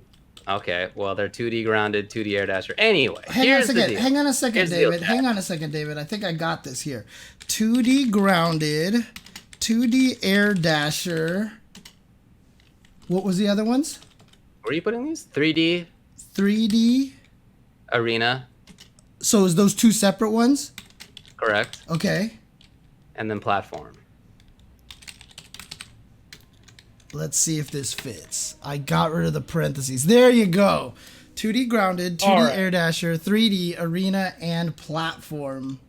Got it. ARMS is, I would say it's an arena fighter. Doesn't that make sense? I agree. ARMS is definitely arena fighter. ARMS is wherever you put Gundam. Like that's because it is. Yeah. It's virtual on. It's Gundam. Yeah. It's Gundam. Yeah. For sure. Dive kick out of these would be a 2D air dasher. 2D air dasher? That's what it says. 2D grounded or 2D air dasher. I think 2D grounded. I think dive kick would be an air dasher. I mean, you could come up with a new category if you'd like as well. Then it would just be a 2D fighting game. Well, that's not dive kick is a fighting helpful game. enough.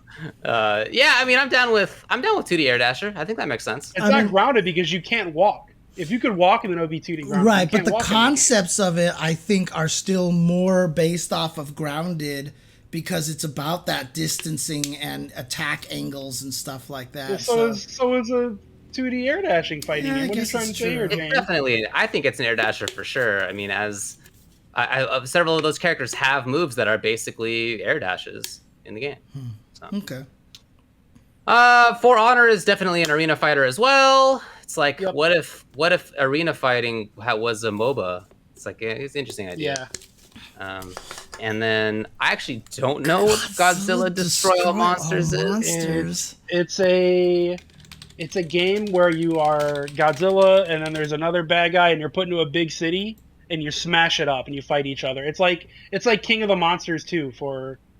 Wasn't this played in one of the mystery tournaments or something like that? Almost for sure.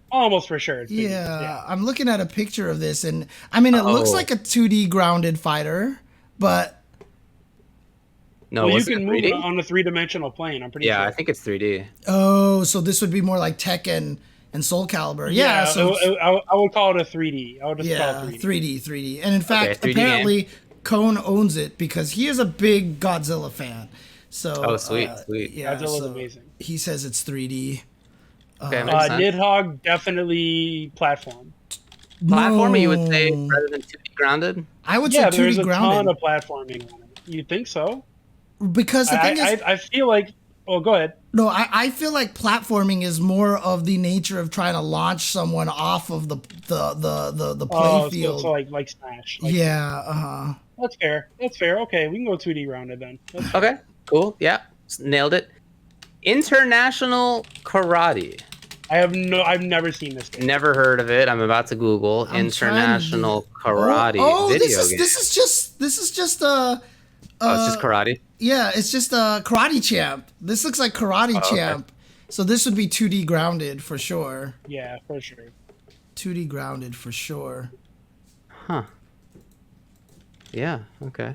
Okay. Yeah, Epic's, this is on Wikipedia, Epic's licensed and released the game in the United States as World Karate Championship in 1986. Gotcha, okay. Oh, there you go.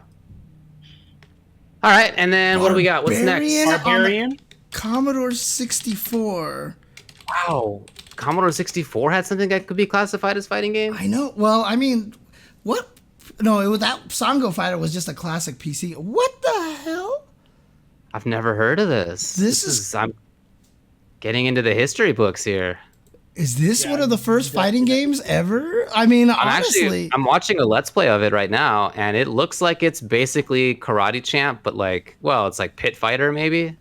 Barbarian. I mean, it's got time killer element. You could chop somebody's head off. It looks to me, dude. I'm seeing characters roll. I'm seeing characters with footsies. I can't believe this came out and whenever it came out. I mean, hey, wow, look at this. That's surprisingly interesting looking. Oh, there you go. Yeah. Look at this. You can chop people's head off, dude. Barbarian. This has got to be 2D grounded. This has to be 2D grounded. Yeah, for sure. I'll go with your guys' word. I did not look it up. Absolutely. 2D grounded. All right, and then the last one was Punch Out, I think, for the... Well, that's weird. No, Virtua Fighter 2 on the Mega Drive or Genesis. That's 2D grounded. That's 2D grounded. 2D grounded for sure. I've seen that before. Yeah. For sure, that's 2D grounded. Interesting. Punch Out 2 versus mode. Wii. How did this work? Is this only online? Oh, it's a split screen thing. It's like Wii Boxing. It's basically Wii Boxing. Mm-hmm. Ooh. I mean, I feel like because of that, it has to be an arena fighter, right? Because it's behind the back. Yeah, but there's no arena. The boxing ring isn't really an arena. You're not really moving around in it, huh? Yeah. Is it, maybe it's tic-tac-toe? Was that what we're looking at? Ooh, this is the first one that This could be 3D or arena, I guess. This is the first one that is kind of stumping, you know. But considering it's for his friends who don't play fighting games, I would call this a 3D game. Yeah, fair enough. Okay, it doesn't need to be precise, maybe. And actually, I think his friends would think of 3D, and this is what they would think. I think actually John Knight probably has it right. I don't think you would qualify this as a fighting game. I think you just might call this a sports game. I don't think that this would be a fighting game. That's fair, true. Yeah, that's right? very true. Because a lot of sports games that you play are one-on-one, even though they're team-based games, but they're one-on-one if you guys are playing like basketball. So you can't count every sports game as a fighting game just because it happens to be boxing, right? So, all right. Well, you know what? It turns out that we did get a couple more mailbags that just came in later than I actually checked. Let's save most of them for the next week, but do one of them. We'll do one of them. Okay. Well, which one? Paste it into arbitrarily pick. Paste it into the chat hosts here so I can see this here. Yeah, David, do it. Oh dear Jeez, God. guys. Oh dear God. Yeah. Did you explode? No, it's. So, did you get catted? One of the things for ever since Nathan had the urinary tract infection, I've had to add litter boxes to my home, and so I put one upstairs. And Nathan is just, I mean, sometimes it's just vile, dude. Oh, dear God. Okay, there's the question. Jesus. There's the question. We're gonna pick Stephanie's question. We got a few others. Like I said, my bad for not putting them up here before, but I'll just make sure that they're on the show next time. Yeah, no worries, no worries. And I'm putting this up here because one of us is going to have a very, very direct answer to it. All right. The question via Stephanie is, you must pick one. You either vomit on cue twice a day, noon and midnight, or you randomly fart loudly without any control at any point during the day. Which do you choose? Well, let me tell you guys, I live the vomit life. Yeah. So I'll take the random fart, no question. No questions asked. Yeah, throwing up is rough. Throwing up sucks. It's not that it, like, the farting one, I feel like you carry around a card like right. Joker in the Joker movie, and somebody's like, oh, you think it's funny, huh? And you just, like, give them the card, and here's why I'm laughing. Here's why I farted. Like, you just carry around that card. Yeah. and it's not. I think that's not big of a deal, or that big of a deal. And like a lot of those farts are gonna come out when nobody's around. You're just at work. You're just at home. You're in bed sleeping. Whatever. Yeah, it could be at 2:15 a.m. Who cares? It could be whenever. Yeah. So I would absolutely pick farting. I mean, look. Absolutely. The thing is, if I had a condition where I farted randomly, really, really loudly, like, I would have my doctor write a note and I would have it on me. If I'm with friends or meet new people, I would warn them ahead of time. And if I'm in a public environment and it happens, I'll just show people this card. Like, I just can't do anything about it. I'm sorry. You know, like, I think that... Yeah, you have a little card you give people. Right. But I feel like I've seen this in some sketch comedy thing. Maybe it was an SNL skit back in, like, the 90s. I feel like I have seen this, and like the idea was basically, yeah, he just like lives his life, and he's, you know, it's no big deal, but he farts, and the farting is very funny. But I think that is because vomiting sucks, man. I'm telling you, vomiting's just bad. It's and miserable. For farting, some of those farts are going to be hilarious. Some of those farts are going to be genius timing farts. You're going to be at an opera, and right as the aria meets the crescendo, you're going to rip the huge fart. It will be classic. You'll have stories to tell. You know, you'll tell your kids about the time that you exploded in front of everybody else. Like, that, it'll be funny stuff. Whereas vomiting is just always going to be bad. There's no upside to it at all. Gross. And plus, the other thing, too, if it's at noon and midnight guaranteed, that really limits what you're able to do. You have to be ready to puke, like, at work, or let's say you're watching like the 11:30 p.m. showing of something, right? You're gonna vomit. You're gonna have some terrible situation. It would control your life a lot more than farting randomly, you know. Yeah, Sure would. It would. It sure would. As Tupperware doesn't need to speak in the condition. Yeah, exactly. Yeah. No theories here. So. Yeah, I guess for those of you that don't know, I've had a condition for a while now. Where I just puke and my stomach hurts all the time, and I'm not in a situation where I can get it checked out. I have to figure out health insurance stuff. Please don't send me any advice. I've been through it all. You're just going to tell me stuff I already know. For fuck's sake, please do not spam me with any of that stuff. I appreciate the thoughts. But yeah, I literally live that life. Dude, so, and it's random though. It's not like, yeah, you know, noon and midnight. That would be more convenient actually. I prefer that. That'd be great. Then I could plan my life around it, and I'd be like, all right, guys, got to go do my midnight puke, and then I'm good to go. And look, but yeah, healthcare in America sucks, guys. Yeah, people are saying, because like even before the stream started, I'm in like my 3rd or 4th week of the most intense back pain that I feel like I've ever had. Sure would be nice to be able to go see a doctor about that, wouldn't it? It'd be really cool if I could go see a doctor about that, but you know, and sure would be nice if you could see a doctor. It would sure be nice if you could get taken in an ambulance to a hospital without having that cripple anybody, you know? Yeah. God. It sucks. Our healthcare system is the worst. It's bad news. Buns. All right, well, thanks. On that positive note, thanks for watching the Tuesday everyone. However, the farts could be hilarious, so let's just end on the upside of all the funny ways that you could lay a fart. For example, one time, this is a true story, my brother did one in the middle of my cousin's wedding. There they were. They were actually doing the vows. No. They were actually doing the vows. And what was funny, so we were like kind of in the back, but it wasn't a very big room. It wasn't like a huge wedding. Yeah. And so my brother rips this fart. And everybody in the audience looks around at us. The people who are getting married, my cousins, like, they didn't. I don't think that they noticed. Maybe they didn't hear it from up there. However, we were close to the person who was taking the video. We were very close to them. Great. There's a big old fart on that video somewhere. Sure is. You know, if I was the video editor, I'd have to be like, mark that time down, mute the camera, you know, mute the video. He was a little guy. He was at the age where, like, you know, sometimes kids just like run around. Like, he wasn't doing that, but he was. I don't know if he knew that you were supposed to hold it in or what. Like, don't lie, David. This was when you guys were all in college. This was a ripper. This is all when you were in college. You did it on purpose, dude. I'm not gonna lie. I totally imagine you guys being adults.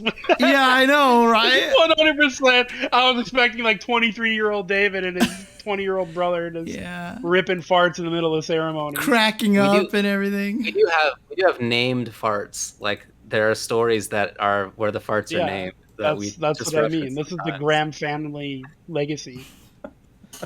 Oh man. Alrighty, let's get out of here. No, I mean, one day someone asked me, gross. what about I can't believe you Obamacare? guys.